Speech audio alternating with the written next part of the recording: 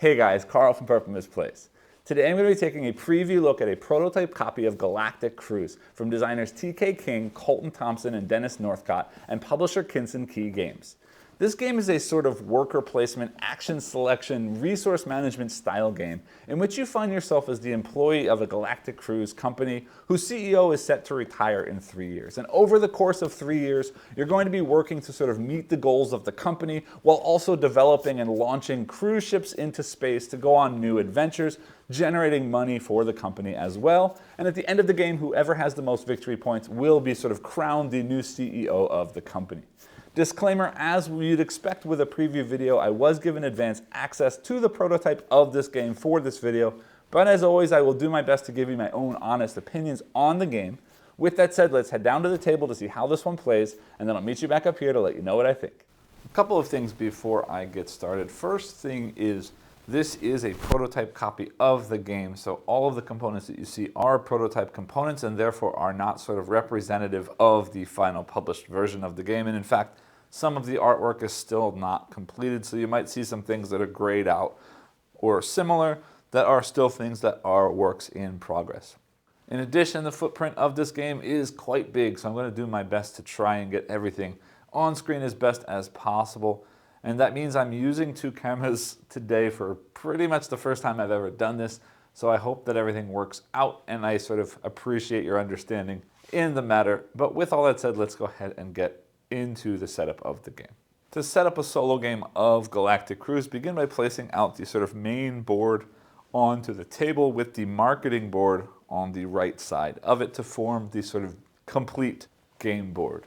Now you will notice that the edges of this are slightly cut off, but I don't want to go any further zoomed out. And the only information you're missing over here on the left side is the score track that loops around the board. And over here you can pretty much see these sort of pinkish purplish areas are probably a little bit bigger than you can see on screen, but hopefully that is good enough. So then let's continue setting up the game board. For this playthrough, I will be playing through the sort of normal game and not the introductory game, which will affect how the game gets set up. But first, we're going to take the agenda cards, give them a shuffle. I'll place the deck up here in the top left corner, and then I'm going to draw 4 cards to fill in these 4 agenda slots right here. This right here, just so you understand, is the discard pile for the agenda cards. Next, moving left to right across the board, the next thing I want to do is set up this progress track over here. And I'm going to take the 1, 2, and 3 progress track sort of tiles. On the back of each of these tiles, it shows you the player count that will be used. So this for the solo and the 2-player game, I'm going to use these 3 tiles. So those will get set out into the 3 locations there, there, and there. Below that, in this gray box right here, I'm going to be shuffling these company goal tiles. These are going to give me sort of different in-game scoring goals that I'm aiming for. I'm going to shuffle those, choose one randomly, and put it in that space right there. So I'm going to be using this one right here. And you'll notice here 1 and 2 players. I'm going to set a yellow sort of triangle marker in those 3 center spaces as the starting location for each of those. And I'll explain what this does later when we get into how gameplay works. Next, I'm going to set up these 6 different action locations. And you'll see there are 2 spaces in each of them. If I was playing the introductory mode, there would be specific tiles to go in each of those places. But for the normal mode, I'm going to randomize all of them. And you'll see that each of these tiles is double-sided. So we can shuffle them up and use them in either place. So I'm going to shuffle them up, place them out at random, and I'll be right back in just a minute. Then finishing up that area of the board, I need to place out 1 expert worker tile here. These expert worker tiles are going to basically give some kind of special ability to the expert workers in the game. So again, shuffling that and choosing one at random, I will be playing with this one right here, like that. Moving next to the top of the board up here, I need to take the technology tiles like this, giving those a shuffle and placing 1 at random in each of those 4 places. And then I'm actually going to set the remaining tiles off to the side at the top of the board because the back of these are going to have some additional information for setup, both right now and then later on between sort of rounds or phases as we play through these solo games. So the first thing I'm going to do is I'm going to flip this first one over. Looking at the player count, here we're playing 1 or 2 player. And in each of the locations shown here on this tile, I'm going to place out one neutral development marker. So that means in the rightmost technology spot, in this first sort of link between the first 2 action spots, and this link down here between the 2 bottom right action spots. And each of those development tokens will be placed on the location that has the reputation star printed on it. And again, just as I explained, each of those was placed in the location that had the reputation star. Next, setting up the blueprint area over here, or the sort of rocket piece area. There are a huge stack of segments for the rockets. I'm going to give these blueprint tiles a shuffle, placing the stack up here and then filling in each of these slots with 1 tile. And then, just in the interest of not needing to stack up a huge stack of those tiles, I put them into 2 piles, but I will work off of this first stack first. And if this does run out, I'll then start filling from that stack later on in gameplay. Moving down the board then to this area right here, this is a resource tracker. I'm going to start with 1 of each resource token in this sort of level 2 spot of the silo. And the 3 resources in this game here are the markers, are food, oxygen, and fuel. So I'll set those 3, as I mentioned, in the level 2. Means there are 2 of each of those 3 resources available in this storage silo at the start of the game. Next, in the same way that I did with the blueprint tiles, I will also be shuffling and placing out the rocket cockpit tiles as well as the rocket engine tiles, setting a pile up here and filling in those 4 slots. It's worth mentioning, though, that in doing so, I have removed the starting cockpit and starting engine tiles from these stacks. Those will be given out to each player at the start of the sort of player setup, but I'll get to that in a little bit on the other camera.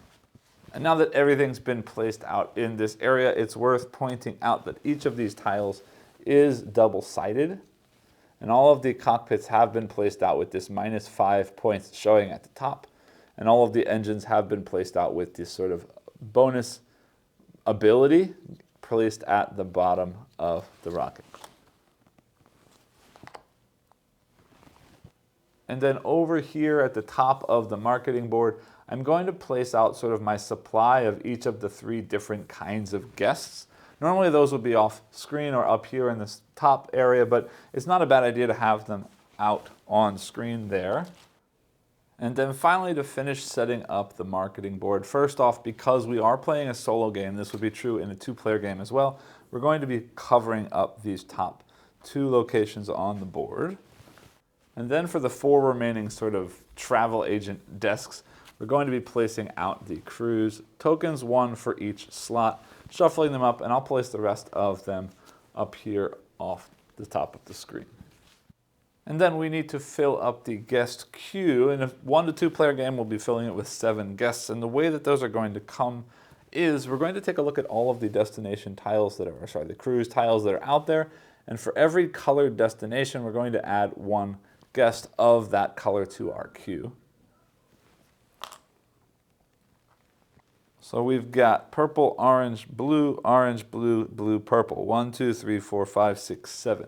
In the case that we didn't have 7, we would choose 1 of each color, sort of cycling, adding 1 more of each color until we got to 7. So I am going to take 1 purple from here, an orange and a blue from here, another orange and a blue from the next one, and then finally a blue and a purple from that one. And I didn't mention it before, but I did set these out in 2 different places. There's no meaning to that. I just didn't want super tall stacks that were going to fall over.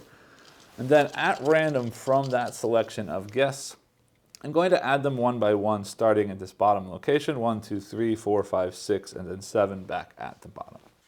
And then, backtracking for just a minute, at those 3 spaces here, I need to also shuffle and place out 1 of these at random in each location. These are the guest bonus tiles, so I'm simply going to place out those there as well. And then finally, to finish setting up the main board area, aside from what we're going to need for our player pieces in just a minute, I'm going to place out the money and the tickets up there at the top of the screen. And with that, the main board is basically all set up, except for a few small things we need to place in there, representing us as players. All right, so coming over to the player area, I've already set things up with a player board for the AI and a player board for myself as well. And on each player board, we're going to fill in a bunch of different areas. The 4 brown sort of scaffolding pieces are going to go here. The 4 black ones here, all of them face up. I'm going to place an expert worker here and an expert worker over here. In these 2 spaces, I will put my normal workers. And then in these 9 spaces here that sort of have a gear shape to them, I'm going to place each of my development tokens in there. And you'll see now that I've also gone ahead and done the same thing for the AI as well. And I'm going to also start off with some resources for myself. And we will start with one of each of the 3 resources. So on my board, I will be pink. I'm going to place the 1 food, the 1 oxygen, and 1 fuel resources. The AI is not ever going to use resources, so there's no reason that I need to do that for the AI's board. I had also previously mentioned placing in these tiles, and I forgot just a minute ago, so now both of us also get those. We are also both going to start with the same starting cockpit and starting engine tiles. The starting cockpit doesn't do anything for me until I launch later on, but the starting engine is going to sort of tell me what resources I start with. So you can see that I'm going to start with 10 coins, I'm going to start with 2 tickets, and I'm going to start with 1 agenda card. The AI doesn't get any of those things because the AI has no use for money, tickets, or agendas, as you'll see in gameplay soon. You'll also see here there's a little X next to the first player and a little star next to the second player. That means in a 2-player game, which is what we're playing, the first player, which will be me, gets nothing, but the second player, the AI, will start with 1 reputation. So I'll go put that on the main board in just a second when I go back to the main board. So for right now, I'm going to take that money and tickets and that card, and then I'm going to flip that over because I've already done those things. And then I will simply set the cockpit just like that. And then I will place my 10 money over here, as well as my 2 tickets like that. And for the AI, again, it doesn't matter what's on the back of that engine because all they're going to get is the reputation boost, but I'll come back to that again when I go back to the main board, but they do start with that starting rocket setup. And with that, we are all done setting up our player boards, except that I do then need to get that agenda card that I told you about, but I'm going to hold off on that for just a second until we get over to the main board so I can do that on camera for you. Then back at the main board, both of us are going to place our starting points at 5. You can see here the 5 on the board has a dark circle around it. That's to remind us we are starting at 5. And the reason we're starting at 5 is if we ever get all the way down to the end of the reputation track, we can slide backwards on the track. Then while placing these out, the next things we need to do is place our reputation markers out. You saw from the card, the engine tile that I just showed you a minute ago, that I'm going to start at 0. And the AI is going to start at 1. Like that. And then we're going to place out our cruise consultants over here on the marketing board. Those are going to be what we place at these sort of travel agent desks to set up cruises. And then finally, we each have a set of cubes. We're going to place 3 of our cubes in the 3 locations down here. And then the rest of our cubes will get placed back next to our player boards on my other screen. And then finally, while here, I'm going to draw my 1 agenda card. I'll explain more about what these do in just a second when we get into gameplay. But for right now, I have the Agenda Immaculate Schematics. And again, I'll show this back to you in a second when I am explaining how we're going to do things on our turn. But for right now, it doesn't really mean anything to you, so I'm just going to set this off to the side and get into gameplay. And then, sorry, that's not completely true. There's one more thing we need to do for setup. And that is because we are playing as a solo mode, which is basically simulating the 2-player mode, we are going to have 1 dummy player in the game. So I'm going to set 6 of their development tokens just off here to the side to be used later on in between rounds. And then we're going to place out 2 of their workers in locations clockwise from the two neutral starting development pieces. So one of them is going to start there, and one of them is going to start there, and that sort of simulates another player blocking off those worker placement spots as we play the game. And then finally setting off their two expert workers over here, and they're going to swap out later during gameplay. And then one more thing I do need to do that I forgot to do before is set up the AI deck. The AI player will be playing with a card deck like this, so I need to give those cards a shuffle. And I will place that deck off to the side over here like that. And with that, we are all set up for gameplay. So Galactic Cruise is going to play out over a series of basically what I'm going to call rounds, marked here as 1, 2, and 3. And after those 3 rounds are completed, or after the 3 sections as they call them in the rulebook are completed, the game will be finished. And in between each of those rounds, we're going to do a sort of scoring phase. And in the middle, the scoring phase is going to score based on the number of cubes of my color that I have in that sort of rounds tracker area, times the number of squares of my color down here that are uncovered. So right now we each have 1 square uncovered. But as we play the game and move cubes around, which I'll explain a bit later, those will open up, and that will add to our sort of score multiplier for those scoring phases. And again, the first 2 scoring phases will score just like that, but in the 3rd scoring phase, we're going to score that as well. But we'll also score points for 3 of any sort of remaining components we have in our player area. And then we'll also score points for our reputation, for any blueprints on rockets that we have, for any rocket cockpits, and finally for any of our cleared columns of developments on our player board, which I'll explain to you again in just a minute. Before I get into how the game itself plays out, though, I want to show you a little bit about the player board and sort of a little bit about what the plan or the point of the game is. And that is basically the way we're going to be scoring the majority of our points is by launching rockets. And you can see over here a very nice sort of guide of what's going to happen or what sort of steps we're going to go through in order to launch a rocket. So we're always going to need to have one of these engines and one of these cockpits. I just picked them up, the opposite of what I said to you, but one of these cockpits and one of these engines, and then we're going to slowly throughout the game be placing in these segments that will be activated and placed into the rocket like this. And then every rocket is going to be carrying guests, and guests can only be placed in these completed segments where you see a bottom and a top make a sort of cabin for the guests, and those guests will get placed in there like that. And at the start of the game, we're only allowed to have 3 rockets, and each rocket is only allowed to have 3 segments. So for the most part, we will only ever have a rocket launching with either 1 guest or 2 guests. And the way that's going to work is, in order for us to do that, we need to have built our rocket. Then we need to have used our sort of travel agent, our cosmic travel agent, to have booked a cruise.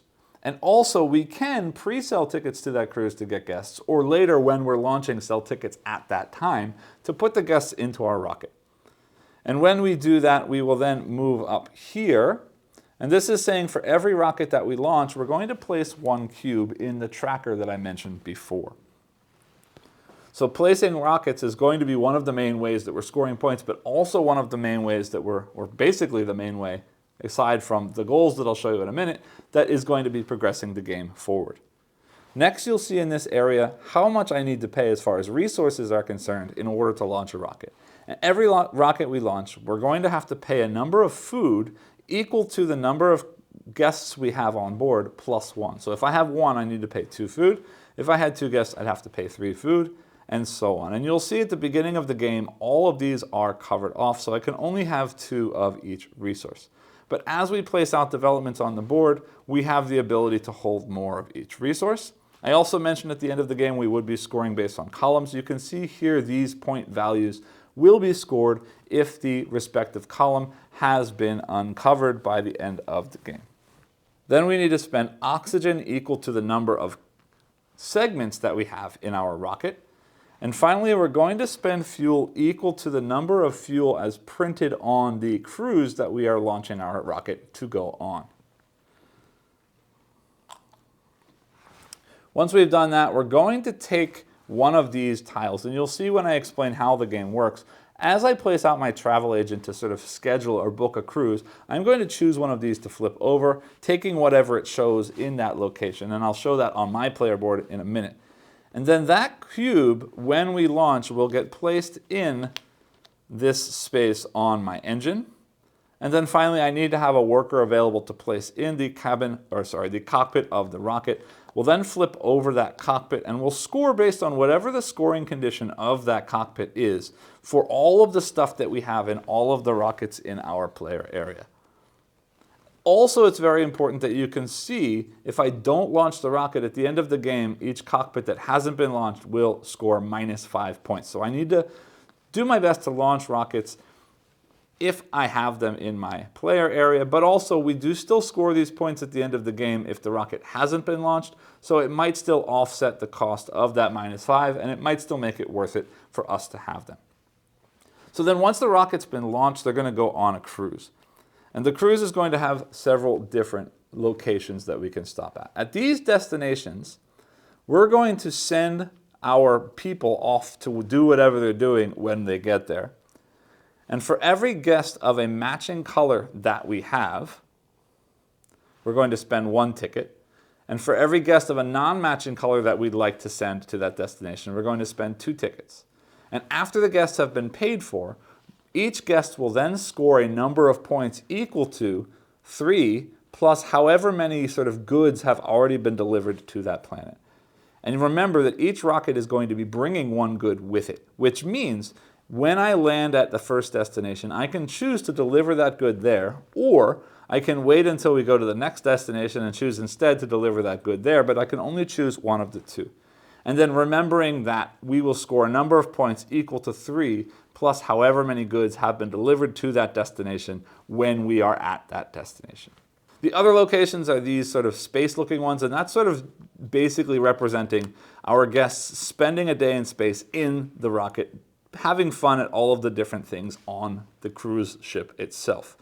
And the way that works is we're going to count the number of guests and multiply it times the number of matching symbols. So in this case, I have 1 blue guest and 2 blue symbols, so that would be 2. If I had a blue and a purple here, I would have 2 blue and 1 purple. If I had 2 blue, that would be 2 times 2 would be 4 blue. And we're going to get a number of whatever it shows over here for each of the bonuses of that guest type. So if I had 4 blues in this game, I would get 4 credits or 4 money. In the case that I did have purple, I would score 1 reputation for each of those purple sort of value. And then for orange in this game, I'm going to be getting 1 resource of my choice for each value of that orange on a day in space.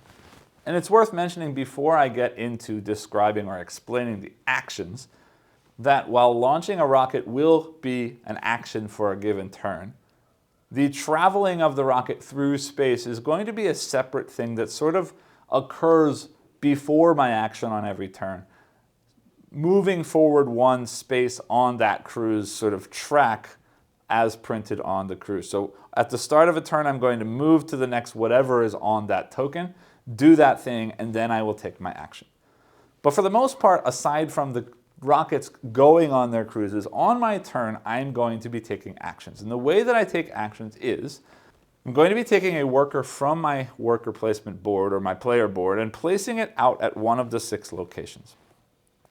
If I place it at a location, I can take the action at that location, or I can take the action at either of the 2 locations adjacent to me if there is a development token of my color in the space between them, and or if there is a development token of one of my opponents there, 1 or more of my opponents there. If my token is there, I can take any of those actions for free.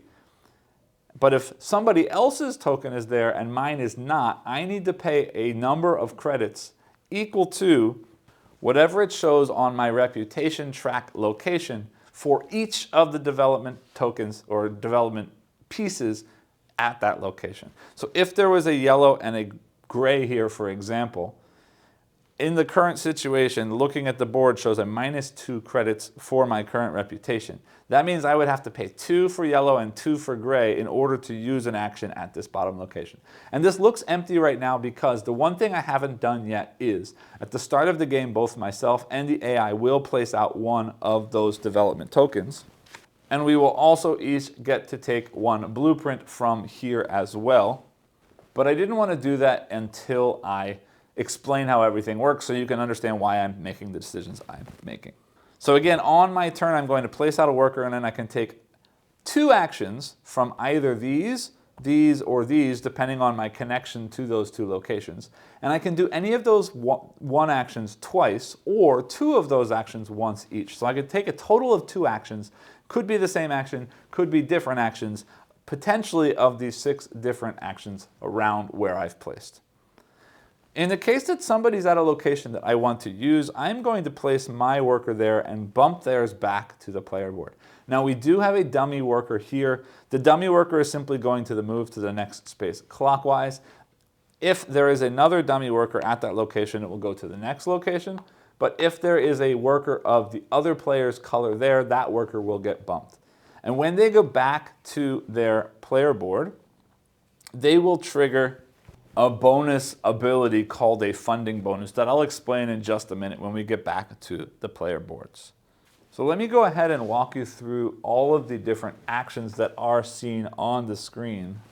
And I'm going to try and do them in a way that makes sense. I've already kind of shown you how the rockets are going to work and how I need to get different things to do different things as we go. First off, this space right here is going to allow me to place out a development either in one of these locations or on one of these technologies. And the technologies at the top are going to allow me to break the game's rules in specific different ways. And we can also pay to use the technologies that have other people's developments in the same way I can pay to use other people's developments when taking actions. And the cost of placing out a development is as shown here. So any development token from this costs 5. Anyone from here costs 6 credits, and anyone from here costs 7 credits. However, as printed on here, instead of spending credits, I can instead spend resources that are from whichever row I'm taking the development token from. So if I wanted to take from this location, I could spend a combination of credits and fuel up to total value of 5. And then I can simply place it wherever I'd like to. And anytime I place out a development in one of those locations that has the star symbol, I am going to advance on the reputation track down here. Since I am talking about developments, I'm going to show you what these technologies do. They may or may not make sense yet, but it's worth knowing them.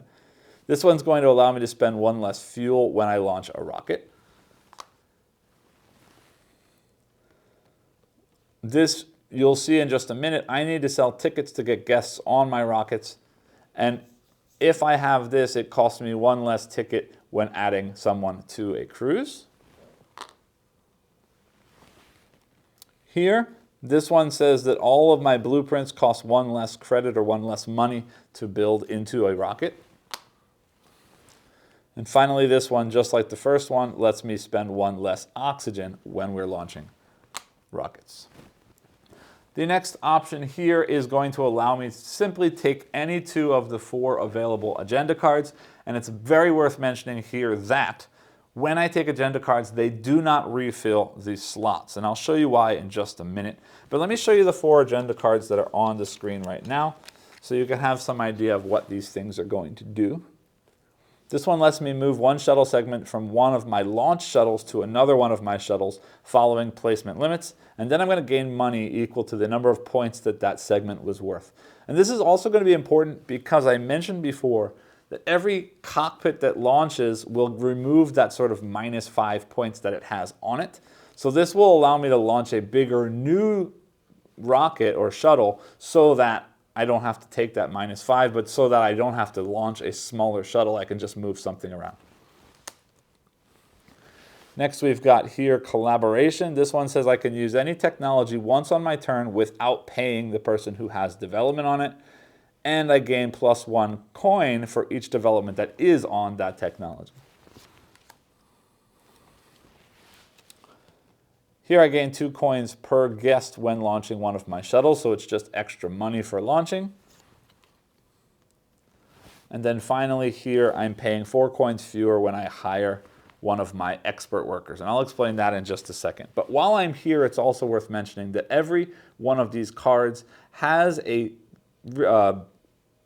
resource icon in the bottom left corner, because these cards can also be spent. Instead of spending them to activate the card, we can simply spend the card to use that as whatever resource is printed in the bottom left corner, which is going to be very, very helpful when we don't have enough time to rack up enough resources to launch one of our shuttles. And right now the next action ties in very nicely with that one, because the next action is how we are going to refresh these cards. When we take that action first, say for example these 2 were still there, we will take whatever thing is printed on the uncovered spaces, then wipe the remaining spaces and fill in all 4 with new cards. And those 4 things are 1 reputation, increasing down here on the reputation track, 1 ticket, 1 coin or 1 credit, and this is 1 resource of any type. And that's the only way this is going to refill if you take that refill action. And you will only again get the things that are uncovered when you take that action, but then all 4 cards will get filled/replaced.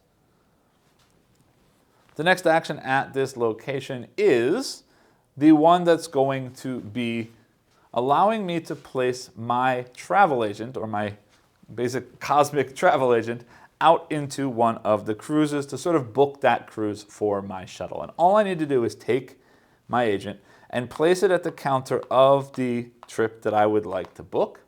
And then when I do that, I'm going to be able to take the ability of whatever is printed on one of these 8 tiles, flipping that tile over and sort of prepping that as the good that I will then launch into space on my shuttle.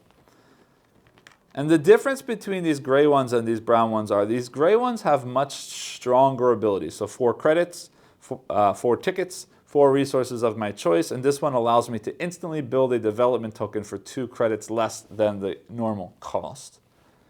But these 4 up here are weaker cost, +1 credit, +1 ticket, +1 point, and +1 resource of my choice. But I mentioned earlier something about a founding bonus or funding bonus. And a funding bonus is any time my workers come back to my board, for every worker that comes back, and I showed you that happens before when a worker gets bumped, you get to choose one of these 4 bonuses to take immediately. So again, 1 credit, 1 ticket, 1 point, or 1 resource of your choice. But if this has been flipped, and then later when the shuttle is launched and this goes into space with the shuttle, you will see now that that funding bonus is doubled. So the bonus that you're getting here won't be as good as these, but these are all going to be a one-time thing, whereas this is going to be sort of an upgrade to something that is repeating later on. All right, moving over, the next action is simply taking any 2 of these blueprints into my sort of available hand of blueprints. And then the bottom down here is going to connect to this silo here. And it says that I simply take 3 of any resource from the silo, but they have to be resources that are available to me in the silo. So right now there's only 2 of each, so I couldn't take any more than 2 of any of them. But I can take any mixture of 3 that I like. Then moving down here to the bottom action, this is the sort of counterpart to that silo action, because this is how we refill the silo. So I need to spend 1 agenda card, and then I can choose any of the 3 resources, any one of the 3 resources, sliding it all the way back up to the 5 level. And any one of these credit symbols I pass gets me 1 credit. So if I started all the way at the bottom and slid all the way up to the top, I would get 5 credits. And then regardless of how far I slid, I also get 1 reputation, again moving up on the reputation track. The other one here is the other way I'm going to be getting resources. When I land here, I can choose to do either or both, spend 1 credit to get 2 resources of my choice, and spend 1 credit to get 2 tickets. Moving over here, this is how I get those blueprints into my ship. And you'll see here that when I want to build this into my ship, I'm going to pay what it shows here. So I'm going to pay 1 credit. Sorry, that's not in focus. I'm going to pay 1 credit, and I will flip that over to the other side. This +1 resource is simply showing me how many, +1 point is showing me how many points that piece is going to be worth later on when we score that segment, and is not an amount of resources or, amount of points that I will get for building that segment. So again, I can take a blueprint from my player area, not here from the board, paying this cost in credits. This is not going to be scored immediately. That's simply telling me what's on the other side of the token. But if I want to build a blueprint that I don't currently have in my available area, I can add the additional cost shown here next to each blueprint and pay that as well. So if I wanted to place this directly into a shuttle of mine, I would pay the 5 credit cost of that blueprint plus 3 credits and 1 reputation for buying it directly from the blueprint market. And the blueprint market is going to be a little bit different than the agenda cards in that every time one of these gets taken from my blueprint action, these will all slide down and we will refill from the bottom to the top from that stack of tiles. You'll also see printed here at any point during my turn. It doesn't have to be based on a blueprint action. I can spend 1 reputation, means lose 1 reputation, to refresh all of the blueprints available to me. The next action here is how I'm going to get my expert workers. You'll see here on the board there are 2 locations for expert workers, here and over here, and the cost is printed right by them. In order for me to get this expert worker and add them to my available worker pool, I'm going to need to pay 2 credits per food and oxygen development that are still on my board. So as I remove developments from both food and oxygen, the cost of hiring this worker will get cheaper. This other worker here you can see printed here is going to cost me 3 credits per each of these gray tiles that are still here, regardless of which side is face up. So right now I've got 1, 2, 3, 4. So this worker, if I wanted to hire them currently, would cost 12 credits. But as these get launched into space, this one will get cheaper as well. And the expert worker is going to work just like a regular worker. You can see there are slots for them here. They will also get the funding bonus when they return to your board. But every game you play, the expert worker is going to have an additional bonus. I mentioned before that when your worker gets bumped by another player, you get a funding bonus. Well, in this game, anytime my expert worker bumps somebody else out of a slot, I will also get that funding bonus. And now that I'm talking about bumping, I didn't mention this before, but unless I have some kind of special ability, I'm not ever going to be able to bump my own workers out of a spot. Then moving into these last 2 actions, this one here is how we're going to pre-sell tickets or pre-allocate locations in my cruises. When I take this action, I can place out these available guests, and I notice now that probably you don't really see them on screen, so I'm going to slide those over just a bit so you can see them better. But at a cost of 1 ticket for this area, 2 tickets for this area here, and 3 tickets for this area here, I can place up to 2 guests at a single shuttle. And it doesn't have to be my shuttle. It could also be a shuttle that doesn't have any person assigned to it. But what I would do, for example, if I wanted to take this orange and this purple guest, I could place them into this shuttle that I've already scheduled, or cruise that I've already scheduled. I would pay 2 tickets because they each cost 1 ticket. And then for each person I put in there, I'm going to count the number of destinations, not the day and space spots, just the destinations, and I will get 1 credit per destination on that cruise. So this cruise right here would get me 1 coin per guest. This cruise here with 2 destinations would get me 2 coins per guest. In addition, if any of the destinations on this tile or on this cruise match the guest that you placed, you will also gain 1 reputation. So placing 1 orange and 1 purple, they would each score 1 coin for that location, but I would only get 1 reputation for the purple guest and not for the orange guest. And again, reputation means moving up on the reputation track. The last action on the board is the rocket action, and this is simply going to allow me to take any rocket pieces, selecting 1 pair from the board. So I'm going to take a pair of cockpit and engine. So this pair, this pair, this pair, or this pair, and add it to my player area. And again, At the start of the game, before I have any special rules, I can only ever have 3 shuttles in my area.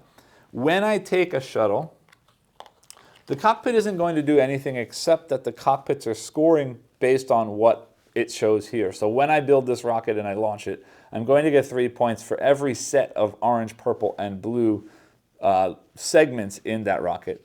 But when I do take this and add it to my player area from this board, I am going to get whatever it shows at the bottom of the engine tile. So in this case, I'd get 2 credits and 1 resource of my choice. And just while we're here, let me show you the other 3 rockets so you can see what the scoring possibilities are and what the engines are giving me. This rocket scores me 4 points for every destination that I've placed out. And when I take this engine, I will get 1 agenda card and 2 points. This rocket scores me 5 points for each expert worker that I have. And when I take this engine, I would get 2 points and 1 funding bonus of my choice. And finally, this engine gives me 2 points for every 3 reputation I have. And when I take this engine, I would get 1 ticket, 1 resource, and 2 points. And just to clarify, because I did double check the rules, this is 4 points per token placed at a destination of 1 color. So I can only choose 1 of the 3 colored destinations and count the number of tiles that have been, or goods that have been delivered to that location. So that's basically it for the actions. The only other couple of things I want to talk about are this area right here and these little things that are printed at the bottom of the reputation track. The reputation track is unique in that at any time during my turn, I can choose to move backwards on the reputation track as far as I want to, choosing 1 type of bonus and getting as many of that bonus as the number of these symbols that I've passed. So if I moved from 15 to 7, for example, I could collect 2 tickets, I could collect 3 credits, or I could collect 3 resources of my choice. So sometimes it's worth losing a little bit of reputation in order to get some extra bonuses. You'll also see here 3 points, 8 points, and 15 points. Those are the points you will get for your location on the track at the end of the game. If you ever get to the end and you get more reputation, you'll get 1 point each time that happens. And you'll also see here reminding you -2, -1, and -0. That's the amount of money you need to spend to use somebody else's development tokens for actions and or technologies. The last thing I want to show you is this. These are the company goals, and this is the other way I'm going to be placing cubes into the sort of round tracker. When I have in this game 1 expert scientist or expert worker, 2 sets of orange, purple, and blue segments in my shuttles, and or 2 destination tiles delivered to different colored destinations, I will place out 1 of my cubes into the next available track from the column that matches the thing that I did. And I'll show you in a minute when we get into the AI. The AI is also going to have their own thing that they're working on as well. And when the AI beats me to it, the sort of difficulty of getting that will increase by 1 level. So that would become 2 expert workers, 3 sets of these segments, or 3 different destinations. Now I know that's a lot to take in, but I'm going to go ahead and get into gameplay. I'm going to hold off on showing you how the AI player works until it is their turn to take their turn. But before I get started, I do have to, as I mentioned, place out 1 development token for each of us on the main board, as well as draft 1 blueprint for each of us on the main board. And that's going to happen in reverse turn order, so the AI is going to go first. So I'm going to take the AI deck onto this screen for just a minute. And you'll see here, this is the sort of number system that helps us choose what the AI is going to take. They will always use the leftmost number if there are that many of that thing, and if not, they'll use the rightmost number. So in this case, first, placing out a development tile, they're looking for number 6, starting here going clockwise. 1, 2, 3, 4, 5, 6. So they're going to place 1 development token there, and they will always place their development tokens, looking at this board again for a minute, starting in this column 1, 2, 3, then 4, 5, 6, and then 7, 8, and 9. And again, they place there, which means they will get the reputation for doing so. And then they will also draft a blueprint card. Again, looking at this number 6-3, there is no number 6 blueprint. So they're going to take the number 3 blueprint instead, and I'll place that over at their player board. Then I get to do the same thing. I think I'm also going to prioritize food because I see that fuel and oxygen could be potentially lessened with those two technologies. So I'll place out my first food development, and I am going to place here gaining 1 reputation. And the reason I'm doing that is because this gain resources and refill the silo is a good connection to have. And then later on, if I can place here, that's a good connection to have. And then later on, if I can place here, potentially building a rocket and building segments could be a potentially nice connection to have. So I'm going to place there. And then looking at the blueprints available to me, I see 3 purple, 2 orange, and a light blue. Sorry, 2 light blue. And over in the guest area, I see 2 purple, 3 blue, and 2 orange. So I'm going to take that. No. I'm going to prioritize cheaper for now. No, because I see another purple coming. Yeah, I'm going to take this cheap one that's just -1 point. These all slide down like this. I fill in those 2. Then I will place my tile in my area, and we are all set up to get ready for gameplay. All right, again, so I need to prioritize getting expert scientists, getting groups of different colors, and going to at least 2 different destinations. I have 1 blueprint that is a purple single purple. Sorry, before I get into my play, there's one more thing that I did forget, sorry. At any point when I don't want to place another worker, or I can't because all of my workers have been placed, I can call a meeting action, removing all of my workers from the board. Any worker that's still on a rocket ship stays there, but any worker on the board comes back to my player board, and when they do, I will get the funding bonus for each of them that comes back, but also I get to choose 1 action adjacent to any of my own development tokens on the board. But for right now, I didn't plan too very well because I do want 1 more development something, but I'm going to hold off, I think. I want to, let's focus on getting the agenda card I started with here. Says 1 of the buildings or segments may be built for free if it adds a new type of destination or color type to my shuttle. But I have to still pay the additional cost if building from the display. That could be nice to have, but also refilling here, getting reputation, getting resources could be good as well. No, I'm already seeing I'm changing my mind. I'm going to put that there for my starting 1. Because what I'm going to do is I'm going to come here. I'm going to take 2 blueprints, and I want to take, let's see, 1 more purple. That's a 3-3. That's pretty good. It's only 1 color. But if I'm aiming for all purple, except that purple is expensive up there. No, I'm going to take the blue purple instead, as I thought. And I will aim for, now I've got 2 purples of blue. Let me get this blue orange as well as my second one. And then I was going to get resources, but I think I'm going to do this instead. Because I'm going to schedule a flight.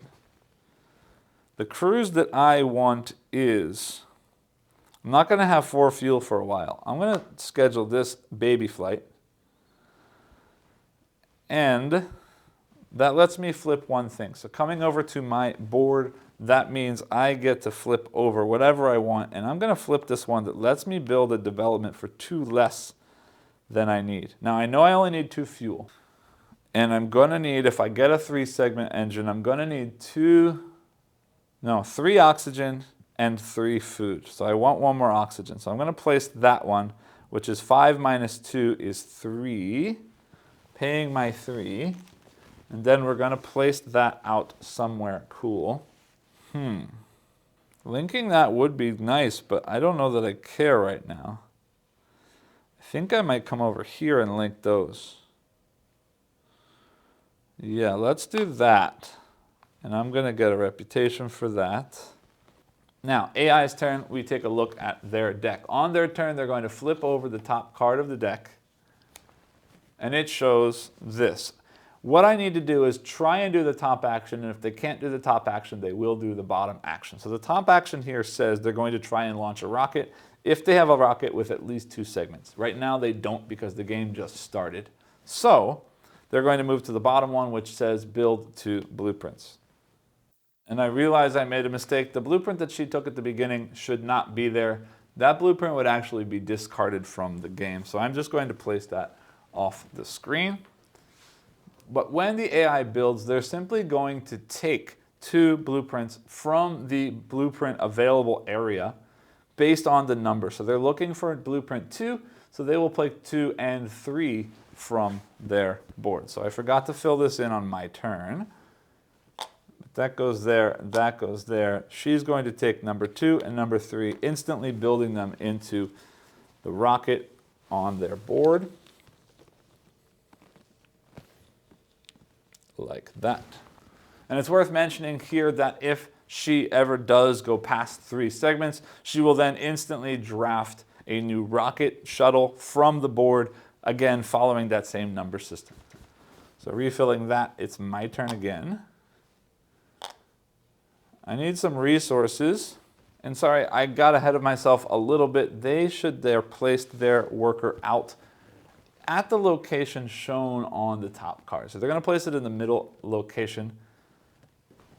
And looking at that, they're going to bump this normal worker or neutral worker, which then bumps me. So I come back, and that means I get a funding bonus of 1 credit, 1 ticket, 1 resource, or 1 point. I need resources pretty badly so that I can launch things. And I'm just going to take 1 food resource. Yes, 1 food resource. So I've got 2 food. Now my turn. I'm going to take my turn, and I did realize doing so, I want to place here to get some guests scheduled for my cruise. But I just realized in thinking about what it was that I wanted to do, I made a mistake, and I really wanted to book this one. I was scared by that fuel, but realistically, I need to do this because of what my plan is, and that is I now need to pay tickets. I now need to pay tickets equal to 1 ticket per the 2 people that I'm paying, which is those 2. Placing out that purple and that blue in that area. And sorry, as I mentioned on the subtitle a minute ago, I had already sort of reset and done this before, so I'm doing it again. I've already taken the reputation, which was 2 reputation, because they each match a color destination on that track. And I also already took 4 credits because there are 2 destinations and 2 guests makes 4 credits. Sorry about that. Then coming back to the AI's turn and slowing down again because I got lucky and I forgot something last time. The AI flips their card, placing a worker in the bottom right corner, and it shows that they're going to be taking the agenda cards. And when the AI takes agenda cards, they are simply going to discard them from the game based on the number system. So looking at their number card, it says 4, 3, so they're aiming for card 4 and then the next one as well. So they're going to remove card 4 and card 1 from the game. Again, those don't refill. And then what I forgot to mention but didn't matter before and isn't also going to matter this time, if the worker's placement contains the action that they took or can be connected to the action that they took either by their own development or by somebody else's development, they will take a second action on their turn. In this case, the agenda cards are over here, so they're not going to take a second action. So it is my turn. Then, what do I need to do? I need to place another development for sure because, hold on, I didn't finish my turn yet before the AI took their turn. I'm rushing things, hold on. My second piece of my action would have been to build. So coming over to my board, I want to build this blue and purple and this purple like that. And to do so, I need to spend 6 coins. But this one says one of my spaces or one of my segments can be built for free if it's adding a new color. So if I build this one for 1 coin, This one does add blue that doesn't exist. So I can spend this card instead to build that segment for free. All right, back to where we were supposed to be. I'm sorry that I was speeding through a little bit. I just don't want this video to be incredibly long. Next, my turn again. I've got a shuttle that's almost ready. I need to build one more piece into it. But I'm not too worried about that yet. If I can get a blue or a purple, that would be nice to have. But also, I need to place out another development so I can get enough. I don't even have space enough for fuel for this trip. So I'm going to place here because I don't want to bump them and I can't place where my own worker is. So I'm going to place here. And I'm going to spend 5 credits to place out my first fuel development so that I have space for the first fuel. And I think I'm going for a technology. All launches require 1 fewer fuel. One reason I'm doing that is because I get an extra reputation for doing that. But it also helps me because I will only need to have 3 fuel instead of 4, and I need that or I can't launch this 4 fuel flight. My second action, do I want to pay for something else? No, I'm just going to take these other 2 cards. Again, giving me 2 credits per person when launching, or allowing me to use technology without paying and also gaining 1 credit for each development there. Back to the AI's turn. Whoops, no, before I do that, sorry.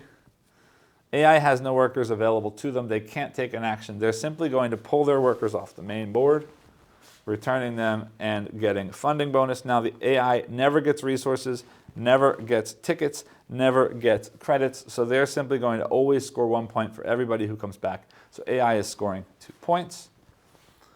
Moving up to 7 on the board. And now it's my turn to do the exact same thing because I also don't have any workers left on the board. So they're coming back. And I get to take 2 somethings. And I think right now I want to have resources. Yeah, I'm going to take 1 oxygen and 1 fuel. And it's at this point that I realize, again, I didn't tell you something. I mentioned that the AI is going to have their own sort of goals for scoring for the company goal tile. And the way that's going to work is based on difficulty. And I'm playing on normal difficulty this time for the AI. If I was playing on easy difficulty, when they check for their second action, they would only look at the location they are at and not use the development tokens connecting things. The difficulty level also determines what their goals look like. So in a medium difficulty, they're going to get or trigger their company goals when they build 6 segments into shuttles, they place out 6 developments, or they launch 2 shuttles. So on their board, just to remind that, I'm going to place this out on the 6th development because they will get their goal for that. I'll place this here to show when they launch their second thing. That will come out, and 1, 2, 3, 4, 5, 6 segments is about that location. So when they place their 6th segment, I'll remember to trigger that. Then AI's turn, flipping over a card.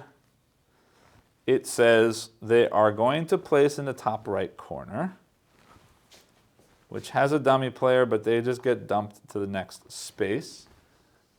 And then it says they're trying to take the gain 3 resources from the silo action, which is where they just placed. So they are going to take a second action, but first things first, they are simply going to try and take resources from the silo.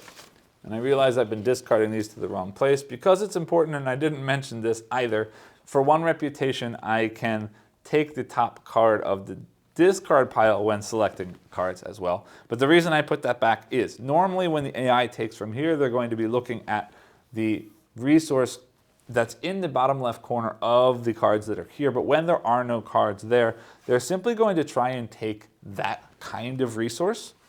And if she cannot take the number of resources of the resources printed on these cards or that resource there, she will not take this action. And since there's only 2 food here, she can't take 3 food, so she's not going to take that action.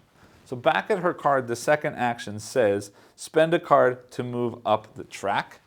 And this action only gets triggered in this situation where they couldn't take something in the gain resources action. And she's going to refill the resource that matches the thing that she couldn't take. So in this case, she couldn't take food, so food goes all the way to the top. She doesn't get any credits, but she will get that reputation, pushing her to 3. And again, because she is at that location, she'll take a second action. So back to her card. She's going to take 2 agenda cards. There are no agenda cards, so she's going to take the next action, which is refill the agenda cards. Again, she doesn't get resources, she doesn't get tickets, she doesn't get credits, so she will only simply gain 1 reputation and then refill that track. We get 4 cards that say, first, you may launch as your second action using the worker you use as your first action. That's great because usually launching is its own action. It says here, you may exceed your maximum shuttle segment capacity by 1 segment on one of your shuttles. So one of my shuttles could have 4 segments instead of 3. Next, when you take a meeting, means bring your guys back to the board, gain an additional 3 funding bonuses. Great.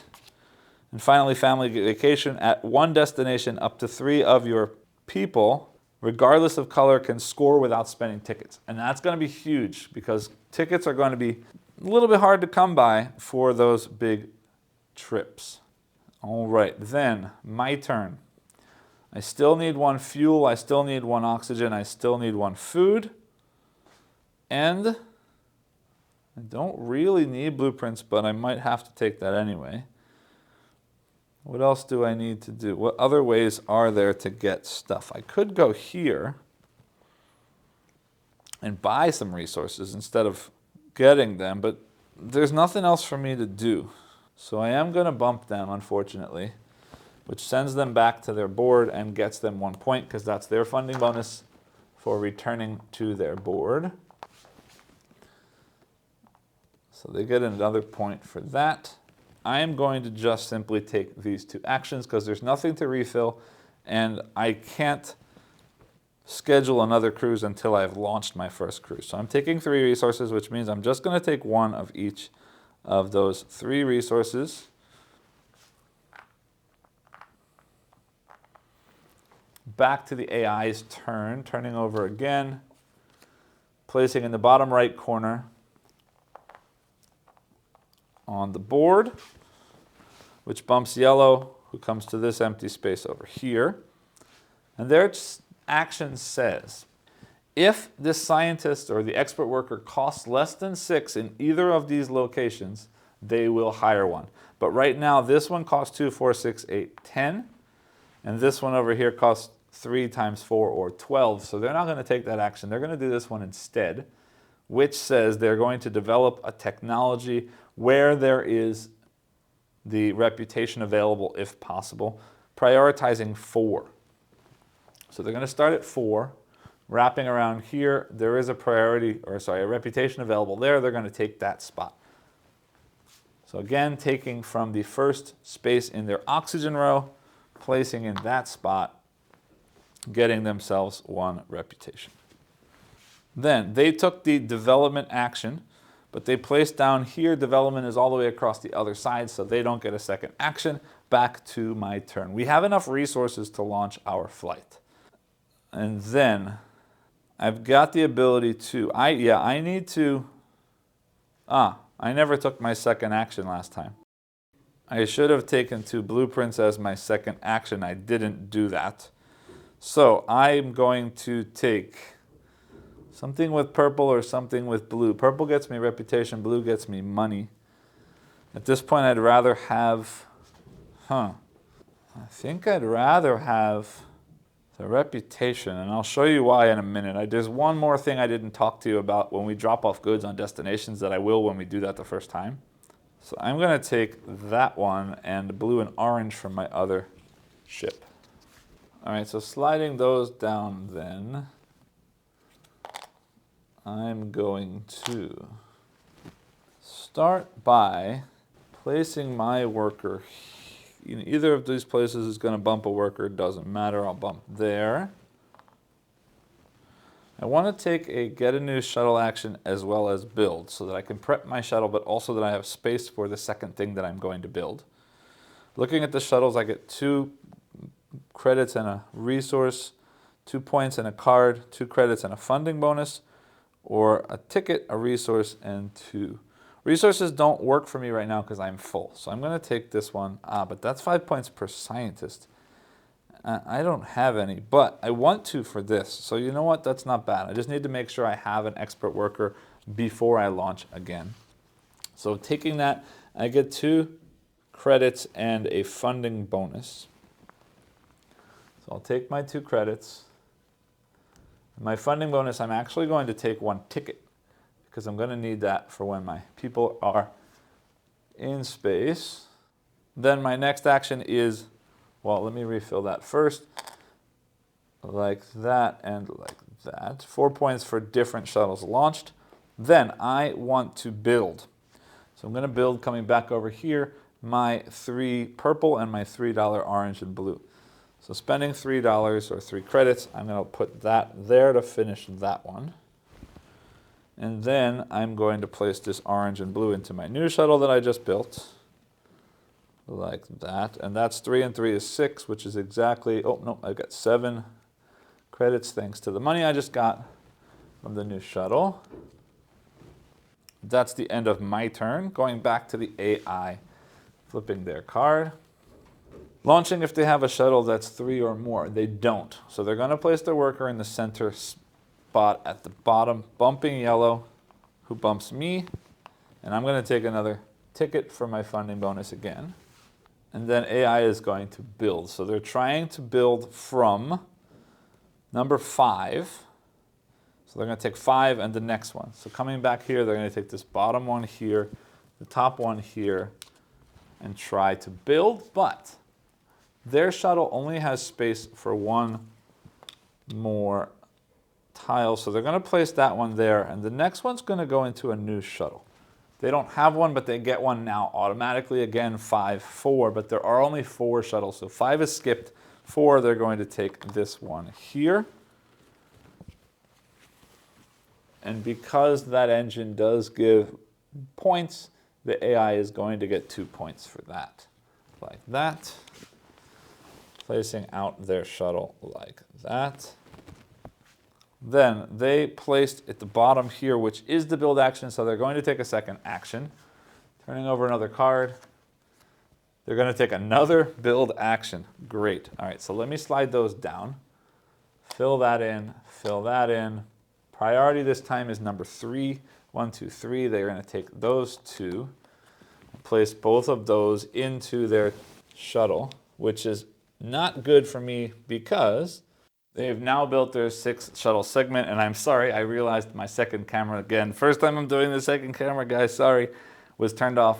Their 6th segment there, 1, 2, 3, 4, 5, 6. And sorry, let me just show you what I did over here as well. I've got these 3 and now this orange and blue over there. Sorry about that. Again, looking back at what we just did here, they placed in the center, couldn't do that. Built their second action. Here, they built again, and now they did just get their 6th segment. So coming back over here, their segments means this is now triggered, which unfortunately means now I need 3 to get mine, and they're going to place their blue cube out here in the track like that. All right, so back to my turn, and I think we're ready for launch. Yes, we're going to launch, which means I take my worker over here in my player area and put them on T-minus 5 seconds, which says, first, I need to take the destination from the main board that I have and add that to the top of my shuttle that's going out, like that. Then I'm going to return on the main board my agent to the location they started at. And while there, also take the guests that are on my cruise and place them onto the cruise. It doesn't matter where they go so long as they have a cabin to go into. If they didn't fit, I would lose 2 reputation for each person that didn't fit on my ship. Then also coming back to the main board, we're going to replace that cruise with a new cruise. And then looking at what's on there. So we see blue and purple. All of the blue and purple guests are going to move down to the next location. And then we're going to add a number of guests equal to the number of guests that I just took away, which was 2, matching the colors that are on the new cruise. So I'm going to add one more blue and one more purple to that area. Then coming back to my player board, that is it for T-5. T-4, we're going to place one of my extra cubes into the round tracker on the board. And then going up T-3, I need to pay food per person, which is 2 plus 1. 1, 2, 3 food. I need to pay oxygen per segment on my ship, which is 3. 1, 2, 3. And I need to pay fuel equal to the number of fuel for my trip, which here is 4. I only have 3 fuel, but remember, coming back to the main board, I get all launches require 1 less fuel, so that is fine. Then moving then to T-2, I'm going to score points based on my cabin. And this cabin, as you can see, says I'm scoring 1 point for every segment that I have in all of my shuttles. So right now I have 1, 2, 3, 4. So I will score 4 points. That flips over, so I lose that -5, like that. So I get 4 points, moving from 5 to 9.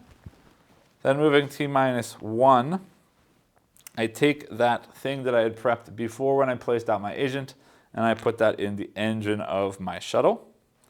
And finally, 0, this guy becomes the captain of my cruise and goes off into space, which means for the next 4 rounds, 5 because they'll have to come home, this person is going to be in space. So I can't use them anymore for actions on my turn.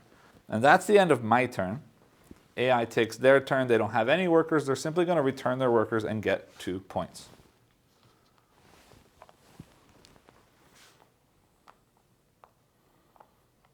All right, so the start of my turn, we start here at the rocket before I take my action. Moving to the first location, which is a day in space. And a day in space, I don't need to pay anything. I just see the colors of my guests and the colors of the locations are multipliers to see how many of that colors associated bonus I get. So purple, I've got 1 times 1, 2, 3 is 3. And blue, I have 1 times 1 is 1. So 1 blue and 3 purple. Coming back to the main board, 1 blue gets me a credit and 3 purple gets me 3 reputation. So I go up on reputation 1, 2, 3 to 8, crossing the threshold for paying for other people's developments, and I get 1 credit. But also while we're still here, I can see that I've got 2 destinations coming up. At each of these destinations, I've got 1 matching color and 1 non-matching color. So if I want the full points from each destination, I'm going to need 3 tickets for each destination. And right now I only have 2, so I need to get another 4 tickets before I get there. So we got to pay attention to that. But right now I don't have any workers available to me, so I'm bringing my worker home, which is only 1. Getting a funding bonus, which I am going to use to take a ticket. And then triggering 1 action of my choice from something adjacent to a development. I never filled in those blueprints, and that's reminded because I could take a blueprint action. I'm not gonna. I think what I'm gonna do, and it might not be smart right yet. Hold on. Orange and blue is what I'm aiming to get. I need orange. I need to build. No, you know what? Because I see 2 actions. I want to do this, and I want to do this. But those are the only things adjacent to my developments anyway. Yeah, so let's do something that is not what I'm going to do. I don't have enough money to buy a scientist. I don't have enough money to do much of anything, to be honest with you. I have enough tickets for my first destination. So I want to focus on money right now because I'm not getting a lot of it. So I'm going to place the agent action, placing in a space that has orange and blue. And I think I'd rather go for a quick space, journey, which is that one. Back on my board, I'm going to flip over the 4 coins token so I can get 4 credits right away. 1, 2, 3, 4 credits, because now I have 6 credits, which is going to be important in a minute, and you'll see why. But that's my turn. AI does have workers. They take their turn. If a scientist costs less than 6, they'll buy one. They don't have the ability to do that yet. They're placing in the bottom left corner, which spins around to there. And that means they're trying to place a development between action spaces, starting with number 6. So again, they'll take their first fuel development starting with number 6. So 1, 2, 3, 4, 5, 6, but they're prioritizing places with reputation boost, which is this one only, so they will place there, sliding this up. And they place there, and they can connect by that to the development action, so they will take a second action, which is going to be preloading people onto a flight, starting with number 5, but there is no 5th cruise slot. So they're going to look at number 2, and they try to add guests from the lowest slot, matching the things that are there. So there's 1 orange and 1 blue. They will place out 1 orange and 1 blue, which makes me sad because that's what I wanted to do on my next turn. But that's not going to happen. Okay. Fine-ish. Not fine, but it's going to be fine. Yes. And because the orange and blue both match, they get 2 reputation for doing that. That was their second action, so now it's my turn, and I can't hope to do that again. I need some blueprints because I need to finish up my second shuttle. But before I do that, coming back to my board, moving forward 1 more, another day in space means another 3 purple and another 1 blue. So 3 more reputation for me. 1, 2, 3, I'm at 11, and I get 1 more credit. Now I'm at 1, 2, 3, 4, 7 coins, which is important because blue, yeah, okay, this is great. I'm going to come over to this bot right here, and I'm going to take 2 things. I was actually aiming for this, but I'm going to change my mind because, and you'll see why in just a second, I want to take that one, and I don't really know what else to take. Let's take more blue. Orange, purple, blue. Yeah, blue's fine. Blue's fine. That's my first action. And then I am going to spend 1 credit because I only have to pay 1 credit to use that blue one. They don't get money. That just goes into the supply because, again, the AI doesn't use any money. To take this bottom action. So spend my 1 coin to take the bottom action. Sliding up fuel to the top means 1, 2, 3, 4 credits and 1 reputation. So I'll trade in 1 for a 5. And that's the end of my turn. AI takes their turn again, flipping over a card, placing in the middle section at the top, bumping the yellow worker, bumping me, and I will take 1 ticket as my funding bonus. And they're going to try and take 3 resources from the resource track. So looking at these cards, they're going to try and start at number 2, food, then oxygen, then fuel, 1 of each. So food, then oxygen, then fuel, like that. Then they placed at the top. This one they can connect to through my development. So I get 1 coin because that's how much they pay per development borrowing. But that means they also get a second turn. So coming back to their space, flipping over 1 more card. They're going to try and buy a scientist, 2, 4, 6, 8. They can't afford it, so they're going to place this development in the first available development slot they can, from starting with number 1. And in development slot number 1, there is not one of hers. She'll place it because there are no reputation slots either. So that is the end of her turn. Coming back to my board, because I am still in space, I move to the next slot, which is a blue destination, which I'm very happy about. I am going to deliver. And let me explain why I'm going to deliver. Because This is the last thing I haven't talked about yet. When you deliver, you're going to unlock some kind of special ability, and let me walk you through what they are. This first orange one says, when you place here, you're going to get a number of funding bonuses times the number of cubes you have on that sort of progress track or the round track that I keep showing you. And then every time from that point on you put a new cube, you'll get 1 funding bonus. This one here allows you to immediately gain a bonus in here, one of these, and remove it immediately. You'll still use it for the next time you go traveling, but it instantly goes, which means you would be upgrading that. Here you would get the ability to have 4 shuttles with 4 segments each. This one says when you launch, you can add an additional guest to your ship more than what the cabins allow by losing 2 reputation. This one says that every time you gain reputation, you'll gain 1 additional reputation. This one says that all of your normal workers work just like expert workers. This one, which is the one I'm going to take right now, says that whenever I gain reputation, as I pass the things at the bottom of the reputation track, I will be gaining those resources. Usually you only get them when you slide left, losing reputation.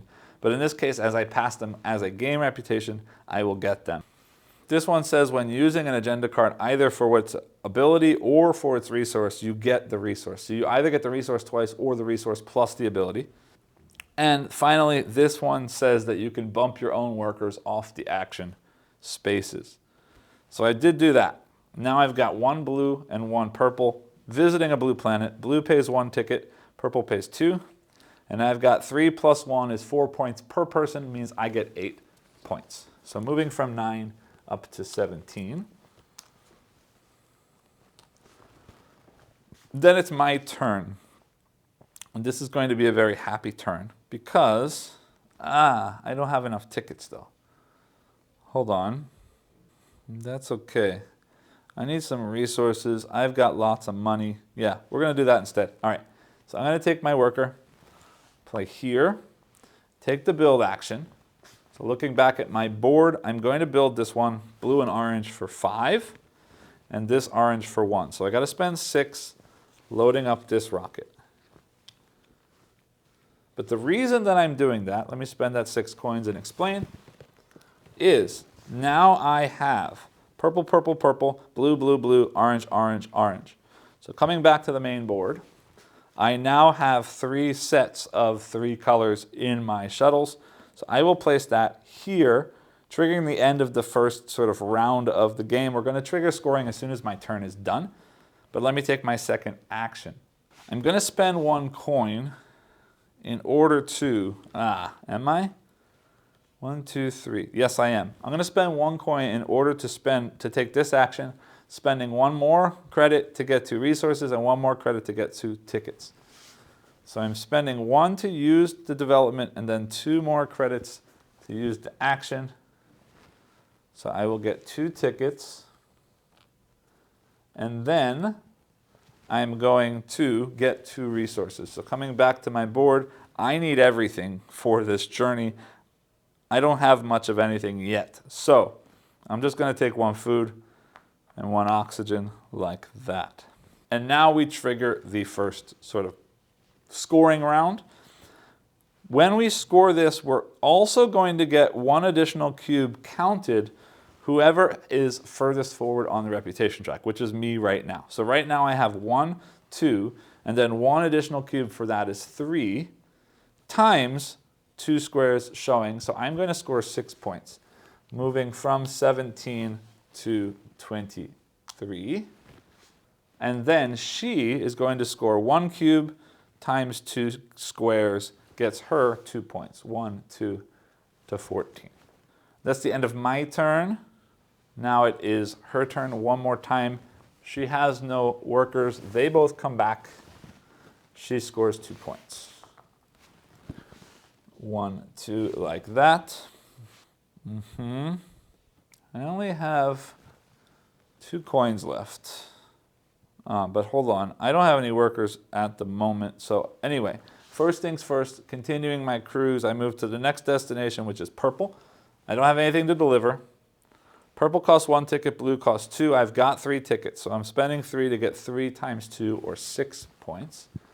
So So spending those tickets, getting 1, 2, 3, 4, 5, 6 points. I'm up to 29. I have no workers this turn, so I'm bringing 1 home to get 1 resource of my choice, and I'll take a fuel. No, I'll take an oxygen because the oxygen is out at the silo. Back to AI. AI flips their card, placing out. When you get to the end of the deck like this, you check the next card. So they're placing the bottom left, and they've got a 6-3. Bottom left. And they're getting 2 cards. There is no 6th card, so they're going to take 3 and 4, discarding those, 3 and 4. And then they are connected to that by their own development, so they are going to take a second action. Let me shuffle their cards. Turning over for their second action, and they're going to take the other 2 cards. Prioritizing number 4 means 1 gets discarded, and then 2 gets discarded like that. My turn. That's interesting. That just opened up a very nice opportunity for me because I'm going to play there, refilling, which gets me 1 reputation, and now I have the ability, so I'm getting a resource for that. And I'll take a fuel. No. Oxygen. It's not going to matter, and you'll see why in a minute. Then I get a ticket, a credit, and 1 more resource. 1 ticket, 1 credit, and 1 more resource. I'll take food, and then my other action is going to be using the silo, which means I get 3 more resources, which is going to be food, fuel, and fuel. Yeah, so I'm still 1 resource shy, but that's okay. And refilling all of those. Sorry. So I've got cargo hold. You may gain 4 additional resources when taking the silo resource action. Strategic relationship on your turn, you can spend 1 reputation to gain 3 credits up to 3 times. Windfall, gain an agenda refill bonus you receive twice. So in that case, I would have gotten all 4 twice. And early bird, when placing my worker, if it's my only worker, gain 4 credits, which is cool right now because I do only have 1 worker, but that won't last long. Back to AI, flipping a card. Placing in the top right corner and doing a silo action, which means they will get a second action because that is the silo. They're trying to refer to card 3. So they're getting food, then oxygen, then another oxygen. They can't get oxygen, so they're going to keep wrapping. So they're getting food, then fuel, and then food again. And now they're taking a second action, flipping that card 1 more time. We've got gaining 2 cards, starting with number 1. So this card and this card are gone, like that.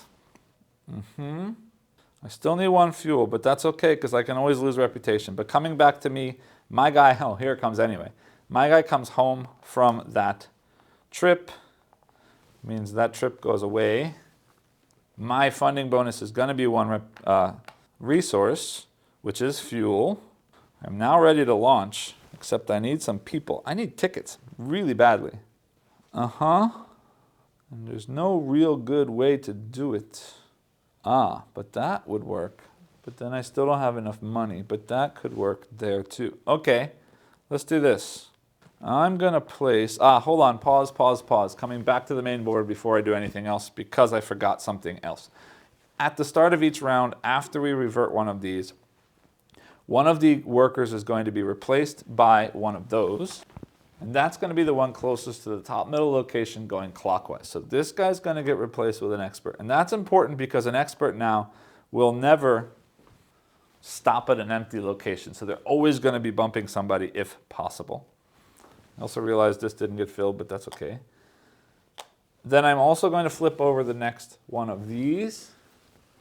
Again, looking here, 3, that one, and that one get yellow locations. So that means this one gets yellow. The first one here gets a yellow. And this one down here gets a yellow, which is sad because if I want to use that location from here now, I have to pay for all 3 of those like that. So in any case, I am taking my turn. And I am going to place there, which means I'm bumping an expert. It means he won't stop there. He instead is going to bump the AI, and the AI gets 1 point. And I'm going to take both of those actions. But I don't have space for resources, so I don't care. I'm refilling oxygen, which gets me 5 credits. And I'm going to spend 1 to get 4. So I take 4 credits, 1, 2, 3, 4, to get 2 tickets. And I also get the reputation there, which pushes me up there and gets me 1 more ticket because of my special ability. Yay. Because now I'm doing good for tickets. AI takes their turn again. Flipping. They're going to try and place people at a location, prioritizing space 2. There's already stuff in space 2, so they're going to do that, which is good and bad because now I don't have to, but that also means I don't get the stuff for it. And I think that in the newest version of the rules, which I don't have, people can no longer place out people or guests at locations where other people have them. But in the rules as written that I have currently, that's not the case. So the AI is going to place an orange and a blue there, getting 2 reputation for doing so, which make things easier for me, but means that, yeah, that's sad. Okay. In any case, also, sorry, my purple and blue guys should have gone back to the supply when I came back. Then it's my turn. Is it my turn? Hold on. The AI placed. They didn't, but they should have placed right there. And that does connect to there through mine and yellow. So I'm going to take 1 coin or 1 credit for that. But they do get a second action, flipping again. 3 resources from the silo. Looking here, food and oxygen. Yes, so food, oxygen, oxygen is what they will take. My turn again. Unfortunately, both of my people are out, so I have to call a meeting, bringing people back again, which gets me to some things. And I think looking at my journey, I want more tickets, so I'm going to get 2 tickets. 1, 2. And then I get to take an action, and I've got 1, 2, 3, 4, 5, 6, 7, 8 coins left. I want to, I might as well do that. I was looking at targeted advertising because I want to spend less tickets when I place things, but then he took the action that he took, so I didn't have to. But I'm going to do it anyway. All right, so I am going to spend 6, no, I can't. Development is not next to my development. So I could refill these. I can place out customers. I can get a blueprint. I can get more resources. I can build things, which I don't have enough to do. I could get a scientist. Ooh, hold on. This scientist cost me 3, 6, 9 coins. This one is 2, 4, 6, 8. And I've got 2, 4, 6, 8. I've got exactly 8 coins. And I'm going to do that. 1, 2, 3, 4, 5, 6, 7, 8 coins to place my expert worker out. And the reason I'm going to do that is because now I have 1 expert worker, means this cube goes there. Yay. Very, very yay. AI takes their turn. They don't have any workers, so they bring theirs back for 2 points. 1, 2. Back to me. I am launching. Yay. All right, so T-5. We're going to take the trip that we're going. I'm launching my other ship this time because I want to get rid of that 5 points. My agent goes back up there. Then I load in my guys into my rocket. Then coming back to the main board, replaced that with a new cruise, which means purple's moved down. So there's a purple there and a purple there, and I'm adding 2 more purple. Up there and down there. All right. Then placing one of my cubes out on that track. T-4, I need to spend 3 food. Oops. I have 3 segments, so I need to spend 3 oxygen. Then I am flying 4 fuel, but I have the ability to use 1 less, so 3 fuel. T minus 2 seconds, I'm scoring the cockpit, which says 5 per expert workers. I have 1 of them, so I get 5 points. 1, 2, 3, 4, 5 to 34. Then T minus 1, I place out that cargo into my cargo holds. And finally launching, that guy is my captain, and that is my turn. AI takes their turn next, flipping the card. Scientist costs less than 6. This one does not, but this one absolutely does. 2, 4, 6. They're going to take that scientist. Placing that there, they get their 1 point bonus. And I think I forgot to do that, but I'm not going to do that retroactively. When I placed this scientist here, I should have taken a funding bonus. You know what? I'm pretty sure I didn't do that. I'm going to take a credit. And if I have one too many credits, I apologize. But I'm pretty sure I didn't do that. Then to have done that, sorry, she should have placed in the bottom right corner, which does connect to that scientist through a neutral development, which doesn't matter to her. It just means that she gets to take a second action. So flipping that over again, she's launching. This is her first launch. Prioritizing ships that have 3 segments. So we are going to start with her first ship here. Then she's going to use the same worker she just did because that's the worker she's using for this turn. Then she's going to do the same thing I did, except that she didn't need to schedule anything until right now. Using the number system, 5 or 4, there is no 5th flight, so she's going for 4. She's going to take the 4th one, adding it to the top of the shuttle. And there were no guests assigned to that, so she's simply going to take matching guests for that shuttle in the same way she would have in a normal action. And looking at the board here, there's a purple that matches, and there's another purple that matches. So she will take both of those because they do match the purple destination on there. So purple and purple like that. We will replace that cruise, means her thing goes back. Placing out a new cruise is orange, which is sad. There's no orange there, so nobody's sliding down, but we'll add 2 more orange like that and like that up there. Next, she places a cube out on the track like that.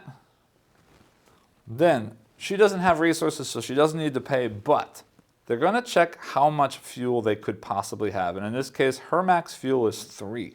But this journey costs 4. And because she doesn't have enough fuel, she's going to reduce the reputation that she has by 1. So reputation goes down to pay for the extra fuel. Next, scoring cockpit. When the AI scores cockpit, she's simply going to score the points as written on there. Scoring the cockpit just the normal points, plus she's going to score each of the segments right now. So that's 1, 2, 3, 4, 5, 6, 7 points for the AI. So she's up to 27. Cockpit flips over, which I did. Then we're going to load in. When she's loading, she's trying to prioritize cheapening or getting this scientist for less than 6 credits, and right now it costs 12. Doesn't matter which one, but she'll take one of those and flip it just so that she's working towards making this cheaper. And then finally, she launches, and that's the end of her turn. Coming back to my turn, I'm going into space with my cruise to an orange destination. I don't really want any of the orange destination stuff right now, so I'm not going to drop off because I am going to blue, and blue can be even better when I get there. So orange matches, blue does not. I need 3 tickets. I pay 3 tickets. For 3 plus 3 is 6 points. 1, 2, 3, 4, 5, 6 points.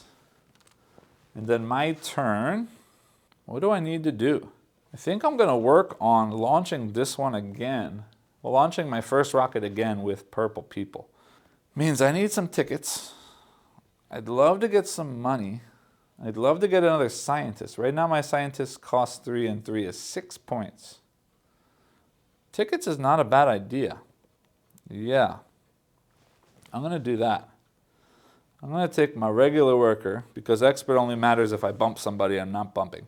Going to, wait a minute. Yeah, here. because I'm going to take the schedule a cruise as well as that. I'll take a cheaper cruise. Purples get me reputation. That's not bad to have. All right, so I'm scheduling this cruise, which lets me flip over, and I'm going to flip over, looking at my board, the token that gets me 4 tickets. So I get 1, 2, 3, and 4 tickets like that. And my second action is to get some resources. I have nothing, and I could potentially use that for oxygen. So I'm going to take, but fuel the same way. 1 fuel, 1 oxygen. This needs 2, yeah, let's do 2 fuel and 1 oxygen. That's the end of my turn. All right, so AI is in space. Their first place is a destination. They will always drop off at their first destination. They will always score all of their guests with no tickets. So that's 2 times 4 is 8 points for her. 1, 2, 3, 4, 5, 6, 7, 8 to 35. And I realized I made a silly mistake because I could have put out my cube here if I had dropped it orange, because I would have had a second destination. And she's getting dangerously close to her other stuff. So I'm going to backtrack for a minute and retcon. So I will have placed out that in my location where I get funding bonuses for each of my cubes, which is just 4. So 4 funding bonus. I'm going to take 4 credits, returning 1 to take a 5. And sorry, that would have then immediately placed this one there before the AI's turn. That's not going to affect anything the AI's already done, but that was a smart move, and I would have been seeing that if I wasn't focused on looking at cameras and talking to all of you. So, triggering that scoring before the AI just took their space turn. And that means I get 1, 2, 3, and I am ahead as 4 times 4 is 16 points, which means 56. AI, unfortunately, still just has 1 times 2 is 2 for them. They're not doing great, and that's why I rushed that. So the AI still took the turn that they did, got the points for that location, and then they take their turn. Placing in the top right corner to build twice. Bumping me, and I will take, a lot of tickets. I'll take some tickets anyway. I'll take a ticket. And they're building twice. They don't have a shuttle, and I realize I never filled in one before. They're prioritizing 3, so they're going to take this shuttle, and they're going to place 2 more things out. Again, prioritizing 3, that one and that one. They place into their shuttle. We fill in that like that. And they get a credit and a card on their engine, which means nothing to them, so that doesn't mean anything. They placed up here, which does not connect to the build action over here, so that's the end of their turn. All right, so me, I go to the blue destination. I no longer have anything to drop off. 1 blue and 1 orange means 1, 2, 3 tickets. Gets me 3 and 1 is 4 times 2 is 8 points again. 1, 2, 3, 4, 5, 6, 7, 8, like that. And then my turn. I am looking to, do I have the money to buy a scientist? 6. I can. Gotta lose a lot of reputation to get there. Ah, no, perfect. Place my worker out here. And first I'm going to take the place in customers, and I need 1, 2, 3, 4, 5. I have 5 tickets. If I pay 1 credit though, I could pay 3 tickets. Let's do that. I'm paying 1 credit. So my 5 credits becomes a 4. 1, 2, 3, and 4. And I place, that means 1 ticket for this guy and 2 tickets for this purple. Placing them both there. 1 destination times 2 gets me 2 credits. So I'm back up to 6. And they both match, so I get 2 reputation, which gets me a credit and a resource because of my ability. which means I will take a food. I also realized I never took my funding bonus for placing out that extra cube, so I'm going to take one more food. And my second action is then getting my other expert for 6 coin credits. 1, 2, 3, 4, 5, 6 to get my other expert, which does trigger another funding bonus, which gets me one more food. And that's my turn. AI is in space. They're landing at purple. Nothing to drop off. They always trigger. So that's 3 times 2 is 6. 1, 2, 3, 4, 5, 6. And these should have filled.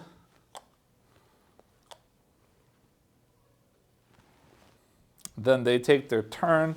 They do have their expert worker. They're placing in the bottom left, which bumps yellow. They can't bump themselves, so the yellow is going to bump me.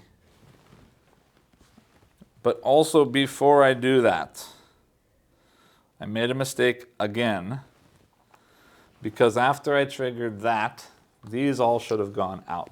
So this guy's an expert now.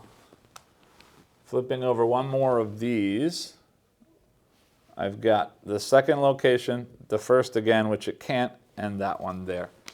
So this one gets one, which is not good for me, and I'll explain why in just a minute. And this one gets one here, and the other one can't get placed. The reason that's not good is because that should have been there when I spent the token here, or the credit here, to activate that, because now I need to pay him. But I did have one extra credit, so that's fine. I'm going to get rid of my last extra credit to pay for that. Then finishing the AI's turn, this gets bumped. Can't bump their own. Experts won't stop in empty spaces. Bumps. Oops, that's the AI. Can't bump themselves. Won't stop in empty means bumps me to come back. And I will take a resource. What kind of resource do I want?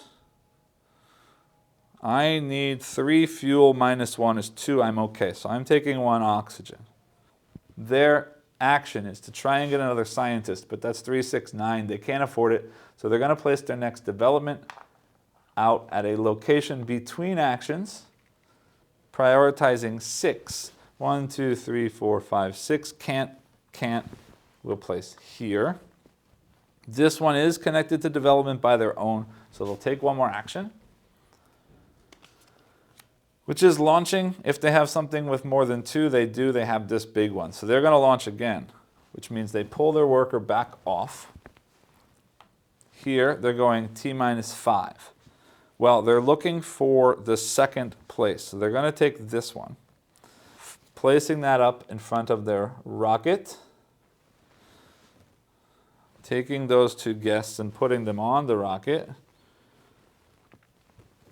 coming back, replacing that with a new cruise, which is orange. So orange moves down, and 2 more orange come out, which is a lot of orange. And then T minus 4, they place another cube out there, which means they've now launched their second cruise, which means they launch this one as well, like that. We're getting close to endgame. T minus 3, the only thing they need to pay is fuel, and again, they don't have any, so their reputation goes down 1. T minus 2, they're flipping the cockpit and scoring 2, 3, 4, 5, 6, 7, 8, 9, 10 points for them. So they go to 53. I'm sorry, I couldn't tell if that was a 2 or 3. I bumped it, so they may have 1 extra point, but so be it. T minus 1, they're placing out another one of these on their ship, because now they can afford to hire that expert. This flips over, so it's not negative anymore.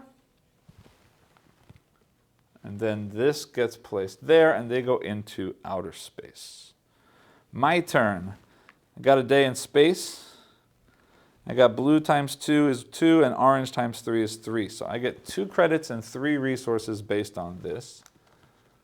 2 credits and 3 resources is not great because I don't have space for them, but I'll take an oxygen. And I will take a fuel. And then my turn. My turn is I'm all ready to launch, and that will trigger end game. So let's see how this works. All right, so I am launching again. T-5, I take my flight to the top of me. This agent goes back there. My purple guys get loaded in there. Then, replacing that flight just because, orange, oh, everybody moves down. And we're going to place out 2 people, orange and blue. Orange and blue. Then T-5, I place out a cube. Now, looking at the main board, all of the holes are filled, but there is this space that holds as many cubes as we want, so that will keep getting filled in as we finish out the rest of the game. T-3, I need to spend. Food for people +1 is 3.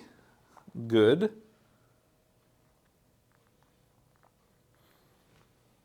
Then, oxygen per section is 3. It doesn't matter. I'm not going to launch another shuttle this time, I think.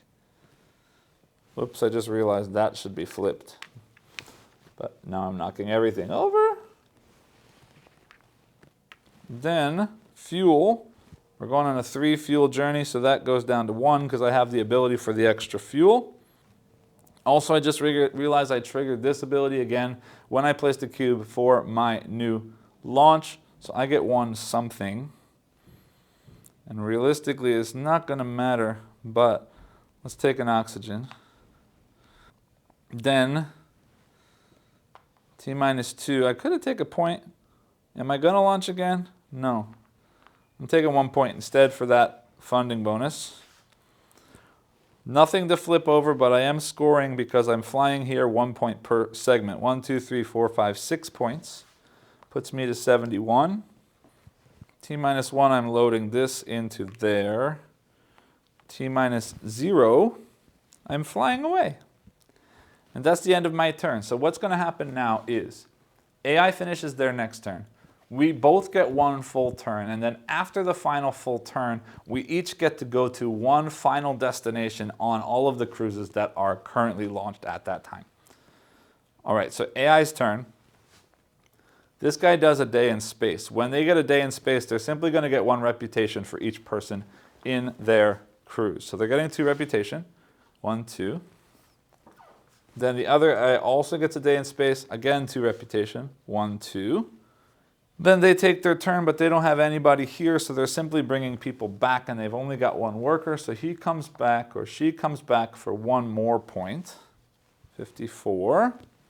And that's their turn. So I get 1 more real turn. So first off, this guy comes back home. I'm going to take a point for that. Then, this guy goes to a day in space. I've got 1, 2 purple times 3 is 6. And I get 6 reputation for that. So I'm getting 1, 2, and then 4 reputation here gets me 4 more points. 1, 2, 3, 4. And that 1, 2 got me a ticket and 1 resource. So a ticket and 1 resource. I'm going to take oxygen. Doesn't matter really. Then I get a turn. What am I going to do? How am I getting points? More credits. Do I need more tickets? I've got 2 purples for 1 more purple destination. I've got enough tickets. I'm not getting anything for blueprints. I could get something for a ship, but yeah, that's not going to work. So I might as well, yeah, all right, I'm going to take my guy, put him here. Refill food for 5 credits and a reputation, which gets me a point. And then I'm spending 2 credits to take 2 resources and 2 tickets because more things at the end get me more points. So I'm trading 2 for 4 basically. So 2 resources, I don't care what. Let's say 2 food and 2 tickets. And that's my end of my last turn. Then AI takes their last real turn. This guy goes to an orange place, drops off this. He gets 2 times 4 is 8. 1, 2, 3, 4, 5, 6, 7, 8. And then their other person comes home.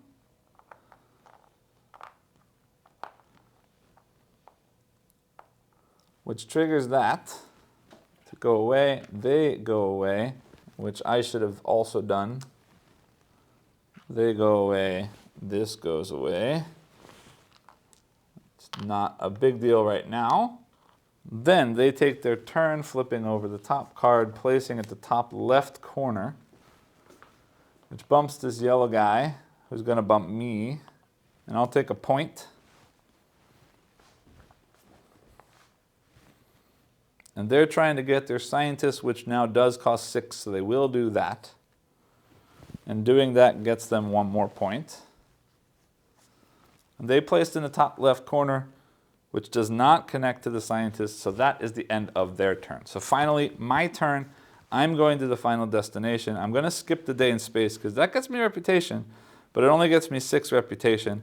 And this, 2 people at purple, dropping off my good, paying 2 tickets, gets me 4 times 2 is 8 points. 1, 2, 3, 4, 5, 6, 7, 8. And I know I'm off screen, but hopefully I'll lap back on in final scoring. AI does the same thing. They're going to go to their blue destination, which gets them 4 times 2 is 8 as well. 1, 2, 3, 4, 5, 6, 7, 8 points. 71 points is where they are right now, and 86 is where I am. Now we go into final scoring following this track again. Here, first, for every 3 of anything that I have, I'm getting points. AI doesn't score this, but coming back to my area, we've got 5, 6, 7, 8, 9, 10, 11, 12, 13 things. 14, 15 things. I can't believe I never used that. Anyway, 15 things. And 15 divided by 3 is 5, so I get 5 more points, going from 86 to 91. Then the next thing, coming back to the board, we score for the normal priority scoring. I am ahead, so I get the extra cube. So for me, is 2 times 4 is 8 points, from 91 to 99. AI never built their 6th development, so they scored 2 times 3 is 6 points for them. 1, 2, 3, 4, 5, 77 points. Then, next set of scoring is scoring based on reputation. I get 15. From 99 gets me to 14. AI gets 8. 1, 2, 3, 4, 5, 6, 7, 8. They're at 85. Shuttle segments. I've got 3, 6, 7, 8, 9, 10, 11, 12 points. So 15, 16, and 10 is 26. AI has 1, 2, 3, 4, 5, 6, 7, 8, 9, 10, 11, 12, 13, 14, 15, 16, 17, 18, 19 points. So 85 is 94 and 10 is 104. Next scoring is the cockpits of our shuttles. I've got this one that scores me 1, 2, 3, 4, 5, 6 because 1 point per segment is 6. And this one scores me 5 per expert worker. I have 10, so my total is 16. So 26 and 6 is 32, and 10 is 142. AI again scores their cockpit plus all points. So I've got 1, 2, 3, 4, 5, 6, 7, 8, 9, 10, 11, 12, 13, 14, 15, 16, 17, 18, 19, 20, 21, 22, 26, but then minus the 5 because they didn't launch this is 21. So they go 5, 15, 25 like that. And then finally, we score on developments as usual. I score 5 points for having this column. She didn't get her 6th one built, so she also gets 5 points. 1, 2, 3, 4, 5 is 147 for me. And 1, 2, 3, 4, 5 is 130 for the AI. And that is a successful win over the AI. With that, you've seen all of the components as they exist right now. I'm not going to talk too much about this because this is a prototype quality of the game. Things are still in development, not quite done, but I have to say I love the way that this game looks. The wooden components with the little sort of coats on everything, or the sort of relaxing guests have a little martini, and the adventurous guests have a sort of I don't know if that's supposed to be like a parachute harness or something like that. The family have a little kid with them. Just really, really, really cool embellishments. Everything is nice, chunky. These gears are cool because they look cool. They definitely remind me of sort of tech-based something, but also coming over to the other screen, I really love how everything fits into these dual-layer player boards. All of these tokens fit. The design, the color palette, the way the rockets or shuttles look as they are built. Everything in this game is beautiful. I also have to really, really, really shout out the tool design here as far as all of the player aids all over the board. There's so much written here that basically teaches you the game just looking at the board. I mean, all of the different scoring is printed right on here. All of the different, just everything coming back to the player boards. This sort of T-5 track that slowly walks you through everything you need to do for your launch. Really cool. This track right here that reminds you how many tickets you need to pay for each thing. Really cool. The cost of these scientists being printed right there on the board. Just really, really cool. This thing here that explains to you how to do everything. What happens when you get to a destination on the rocket? What happens when you get to a day in space? What happens when you come back from the planet? Just really, really interesting, really cool stuff, and I just love it. My only complaint, and this is pretty much a real complaint, because this is the first time I've ever needed 2 cameras to put something on the screen for you before, is that this game is very large. You can see I've got 2 cameras, and even with 2 cameras, one camera is filled to the brim with just the board. This extension board on the side here really makes this board incredibly long. Now, it's meaningful because it makes it very easy to see and very easy to understand everything that's on the board, but it's big. And then looking over at the other camera, there are 2 player boards with some ships. This is already huge and filling up a camera pretty well. If you were going to play this 4-player, you're going to need a very, very large table. And yeah, that's a little bit sort of par for the course for a big, heavy, crunchy Euro, but it's still somewhat sad that it takes so much space to get this out, and it really does mean that it's hard. It's going to be hard for some people to get played, and that's unfortunate because, well, a little bit of a spoiler, I really enjoy this game, and the size of it really does make it a little bit daunting for many gamers. So there is that, but visually gorgeous. Pieces and components and everything out here. Really, really nice looking. Love the color palette, love the artwork. Big, big thumbs up on the components, aside from the slight negative of the huge footprint of this game. That's basically it that I want to talk about for the components, as this is a prototype. So meet me back up top and I'll let you know what I think about the game itself. Welcome back. I hope you enjoyed the gameplay. I'm sorry for all of the little mistakes and things that I forgot along the way, but I did catch most of those later on in gameplay, and the ones I didn't catch I have definitely made a note of in the subtitles during the editing of this video, so hopefully this still stands as a true playthrough of the game. And I just want to point out here that please don't take this as a sign that the game is sort of too complex or too fiddly, that it's easy to miss things or easy to forget things, because while recording on camera and talking to camera and thinking about how to explain my thoughts to you guys on the screen, it does require and distract me in different ways. So I don't want this to stand as this game is too complex and it's easy to forget things, because that's not necessarily true. And on a normal play of this game, I generally follow the rules all the way along and don't make mistakes like I did this time. But I will talk more about that complexity later on in my thoughts on the game. The other thing I do want to talk about, because I didn't show this in my sort of components overview, is that this game comes with a really, really handy sort of player aid. That's actually a book that explains all kinds of things in the game, all the different kinds of iconography, all the different stages of the game. Lots and lots of information.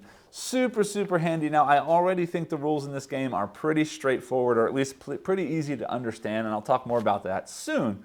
But I just wanted to point out this player aid is there, and anytime you need to refer to the rules or are unclear about something, that is generally the best way to do it, rather than digging back through the rules, although the rules themselves are also very well written, at least from what I've seen so far. So let's get into what I think about the game itself. This game is very interesting in that when it was announced, the first thing I did was I saw it and I said, ooh, that's pretty. Ooh, Ian O'Toole artwork. Ooh, that looks fun. Ooh, there's lots of fun things going on there. This worker placement, that's resource management, that's action selection, all of the things that I enjoy in games. But, ooh, that game looks tough. Means that game looks heavy. That game looks like there's a lot of stuff going on. Is this going to be too much for me? I opened up the box. Wow, that's a big board. Wow, that takes up a lot of space on the table. Am I ready for this game? And then I see Ian O'Toole artwork, lots of iconography on the board. This looks kind of like Vital Lacerda. I played CO2 Second Chance, didn't really click with me. I played The Gallerist, much better game. I enjoyed the game quite a bit, but there's just all these levels of complexity and interlocking stuff going on in that game, and ultimately it doesn't really work for me. So I started to get a little bit nervous about this game and sort of, oh my gosh, what have I gotten myself into? But I'm starting off this way because what I want to tell you is, while this game is complex, while this game does have a lot of moving gears in it, while this game definitely will get a heavy ranking or sort of number rating on BGG and other similar places, this game ultimately doesn't feel that heavy to me. And what I mean by that is, I want to first point out that this team has done such a good job of thematically integrating everything together in a way that everything you're doing makes sense both mechanically and thematically. And because the mechanics and the mechanisms and the theme tie so well together, it makes everything so incredibly intuitive that I know what I need to do and I know how to get it done. Now, do I always know the best way to get it done? Do my plans always work out the way that I want them to work out? No. But I know what I'm doing, and I know what I have to do, and I know sort of the steps, or at least the major steps that I need to do to get from here to there, and how I'm going to do well in this game. Now, the nice thing is there's multiple decisions, and the steps between those big steps have many different ways to get done, and there are many different ways to score points, and there are many different things going on in the game that force me to think about things and make decisions. It's not at all on rails. Don't let me sound like that's what I'm saying. The point, though, is that even though this game does have so much going on inside the mechanisms, because the theme is so directly connected and because the theme is so strong, it just makes sense. And if you want a comparison, if you think back to viticulture, if you've played viticulture before, viticulture sort of took the sort of more heavy, medium weight game and turned it into something that's closer to family weight because everything sort of made sense. This is doing the same thing for a sort of big box, heavy Euro, and making it more towards the medium weight side of things because of the great thematic integration. And I have to applaud the team for what they've done with that aspect. But that tells you nothing about the game. That just tells you a little bit about the weight and the theme. Let me talk about the game. I have to come straight out right now and say, wow. This game has really blown me away in many different ways, and this game already is very likely to be, I can't say my game of the year because it's a crowdfunding game and it probably won't be out this year, but definitely going to be one of the top 3 crowdfunding games that I cover this year, and potentially already I can say that this is likely to be my favorite crowdfunding preview that I do for this year. I've just had a blast with this game. From the second I took it out and put it on the table, I read through the rules without having even played the game. I just sat on my couch at home and read through the rules and thought, this makes sense, and this sounds like it's going to be a whole lot of fun. And I sat down, and without much rules reference, I played through the game, and I loved what I saw. So at its heart, this game is a worker placement game, but already there's an interesting twist to the worker placement because you're not just placing out at a location and taking the action. Every time you place out, you're taking 2 actions. And not only are you allowed to take the same action twice or each of 2 actions one time, you're also given a variety of different actions available to you. And at the beginning of the game, it's basically going to be the 2 actions at the location you placed.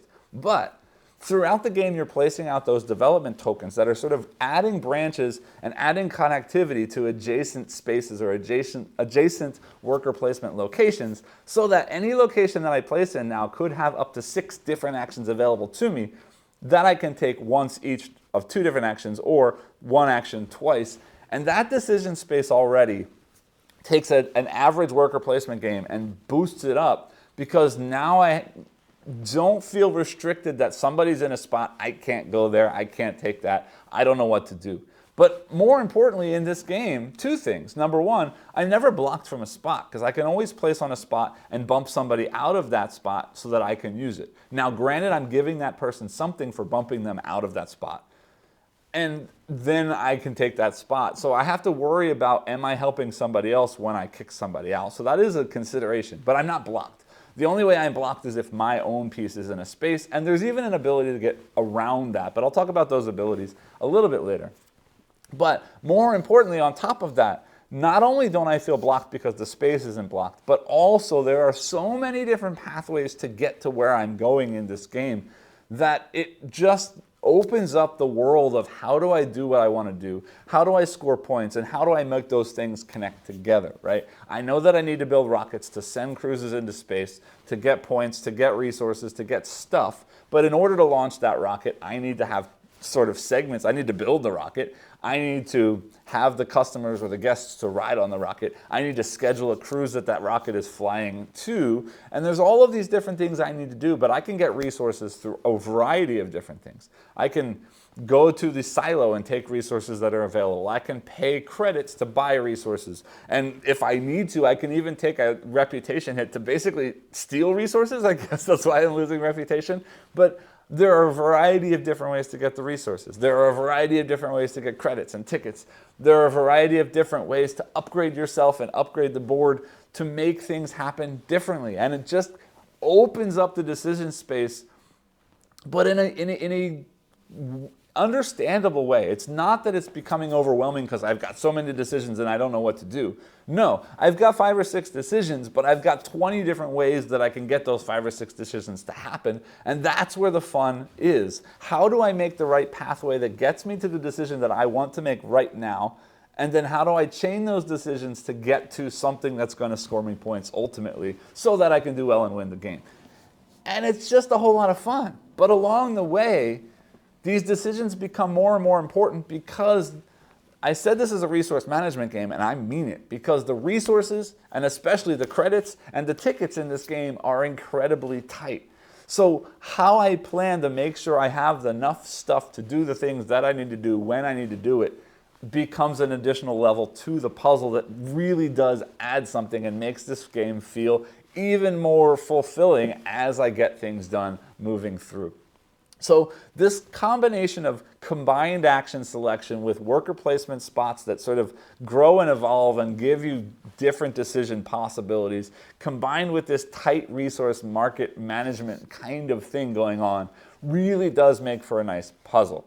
And then the shuttles add to that because now you got to think about colors of guests and what kind of things do the different colored guests get you. But then also, which planets are we landing on, or sort of which destinations are we going to? And those destinations are color-coded as well. And if I can match the color, then I need less stuff, in this case tickets, to go to those destinations to get things done or to score points. And also, if I focus on specific colors more, then every time I go to that destination, it's going to be giving me more and more points, potentially. But then also, the next level is what I really need to talk about is both the variability and customization of this game.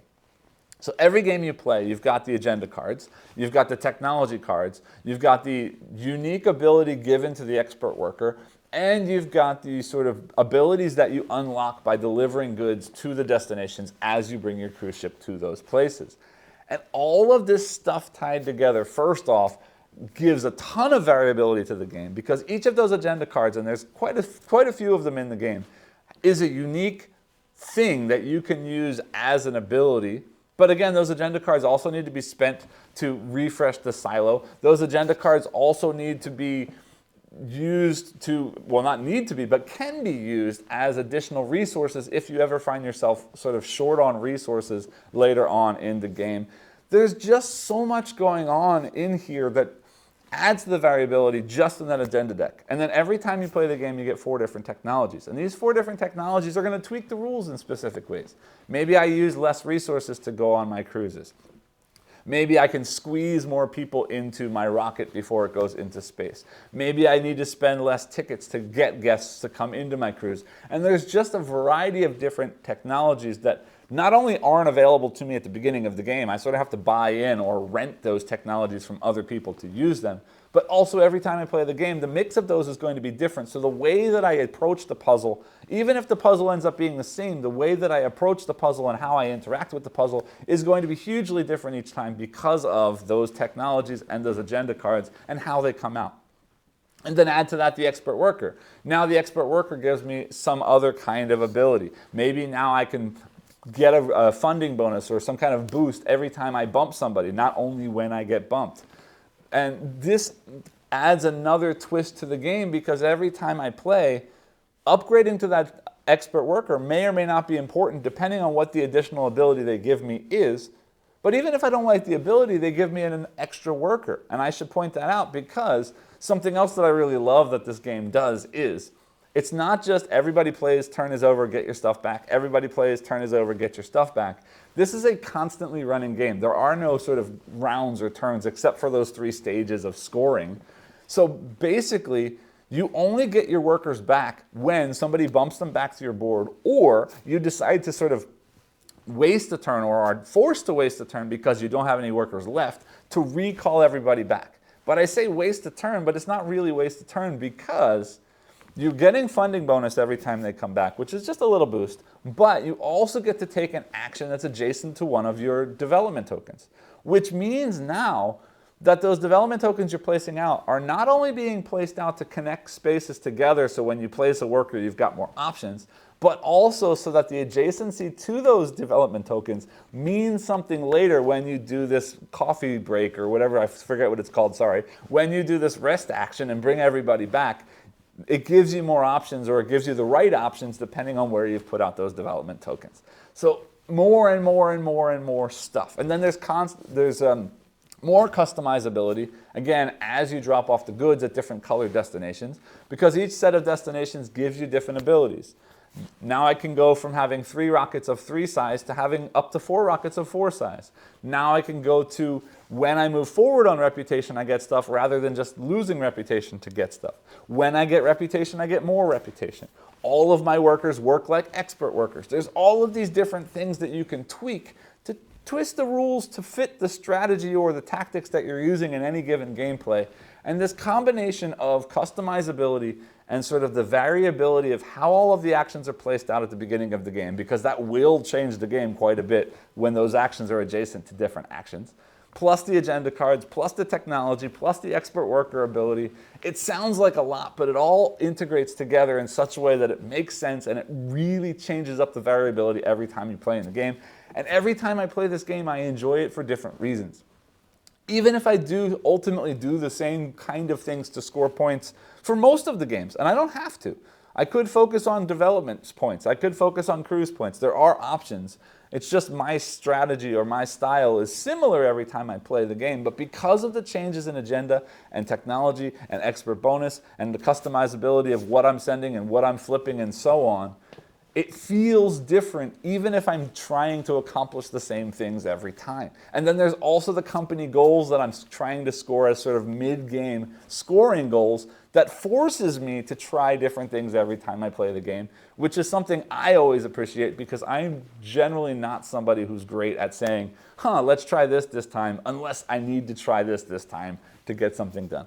So again, I am loving every play of this game. I'm enjoying just how much decision space there is without feeling overwhelming. And again, almost how much hand-holding is being done by the way that the theme sort of says this needs to be done before this can be done, before this can be done, then launch into space and get all the stuff that you've sort of been prepping for and setting up along the way. I'm really, really enjoying this. I've seen some talk about the expansions and I'm excited to add even more. I know that sounds funny with something that's so complex, but again, the complexity here is fun and fulfilling, not crushing and confusing, and I love it. So this is a solo review, or preview, which means I should be talking about the AI as well, and I will talk about that right now. The AI system that they developed really does feel good to me because it does really interact with you like a player would. And what I mean by that is they are placing out developments that you can use. They will also make use of your developments. They also are going to be bumping you and you will be bumping them. So that is something that still needs to be taken into consideration. You are competing for the same sort of blueprints, tiles and cockpits and engines and so on. So if they take something that you wanted, that's not great. Also, as they do their own company goals, your goals will get more difficult, just like they do in the multiplayer game.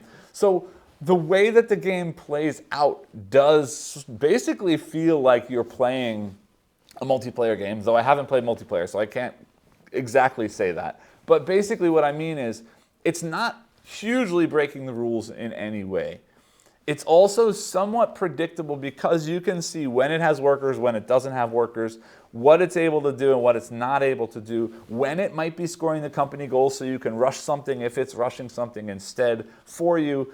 There's a lot of both predictability and randomness that you need to deal with in this AI mode, and I really, really enjoy what it's doing. The card flip mechanism where it takes the top action if it can, and if not, takes the bottom action is a really interesting one because, again, it's somewhat, not completely, because it doesn't spend resources, it doesn't spend credits, it doesn't spend tickets, and so on. It's somewhat thinking before it takes its action. It's not just saying do this, it's saying if this can be done, do this, otherwise do this. So as far as saying emptying the agenda and waiting to refill the agenda until there's stuff that's empty, or emptying the silo or refilling the silo when the things are low and it gets more stuff, or would prevent you from getting more stuff in that case, it does make some smart decisions. Now, not completely, because there is randomness to it. It is a card flip. There's no brain running back there, but it really does feel like you're playing against an opponent, and I do appreciate that. My only small possible negative is that it is fairly easy. I've played the easy mode and really destroyed it, so I don't play that anymore. And I've been playing normal the whole time. There is a hard difficulty, and I'm sorry I haven't had a chance yet before recording this video to have gotten to the hard difficulty, but it's there, and I imagine that that's pretty much where I'll settle because I've been winning pretty handily every time in normal, not by a ton of points. The point scores are pretty close, but I have been winning pretty well in normal. Now, the other cool thing about the AI system and the difficulty level is that there are sort of 3 tweaks that change the difficulty level. And when you move from easy to normal, they change. And when you move from normal to hard, they change. But you have the ability, as described in the solo rulebook, to sort of tweak 1 or 2 of those only. So I could do sort of normal, but plus difficult company goals, or plus difficult action selection. And there's little bits of ways to tweak. So if I go from normal to hard and it's really crushing, I can go back to normal with a small hard tweak to make it just that much more difficult, to make it challenging without being completely destroyed by the AI. And I appreciate that little bit of ability to tinker without being forced to tinker. There are set levels that if you want to use those levels, you can. But if you'd like to tinker a little and change the difficulty to suit you better, you can do that. And I really, really do appreciate that. So I think that's pretty much all that I can say about this game right now. I've been having a blast with it. I love the mechanisms. I love the thematic integration. I love how crunchy this game is without being overwhelming.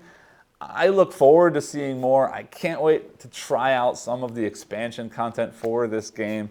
As a solo player, I definitely recommend the AI, the solo mode in this game as a good one.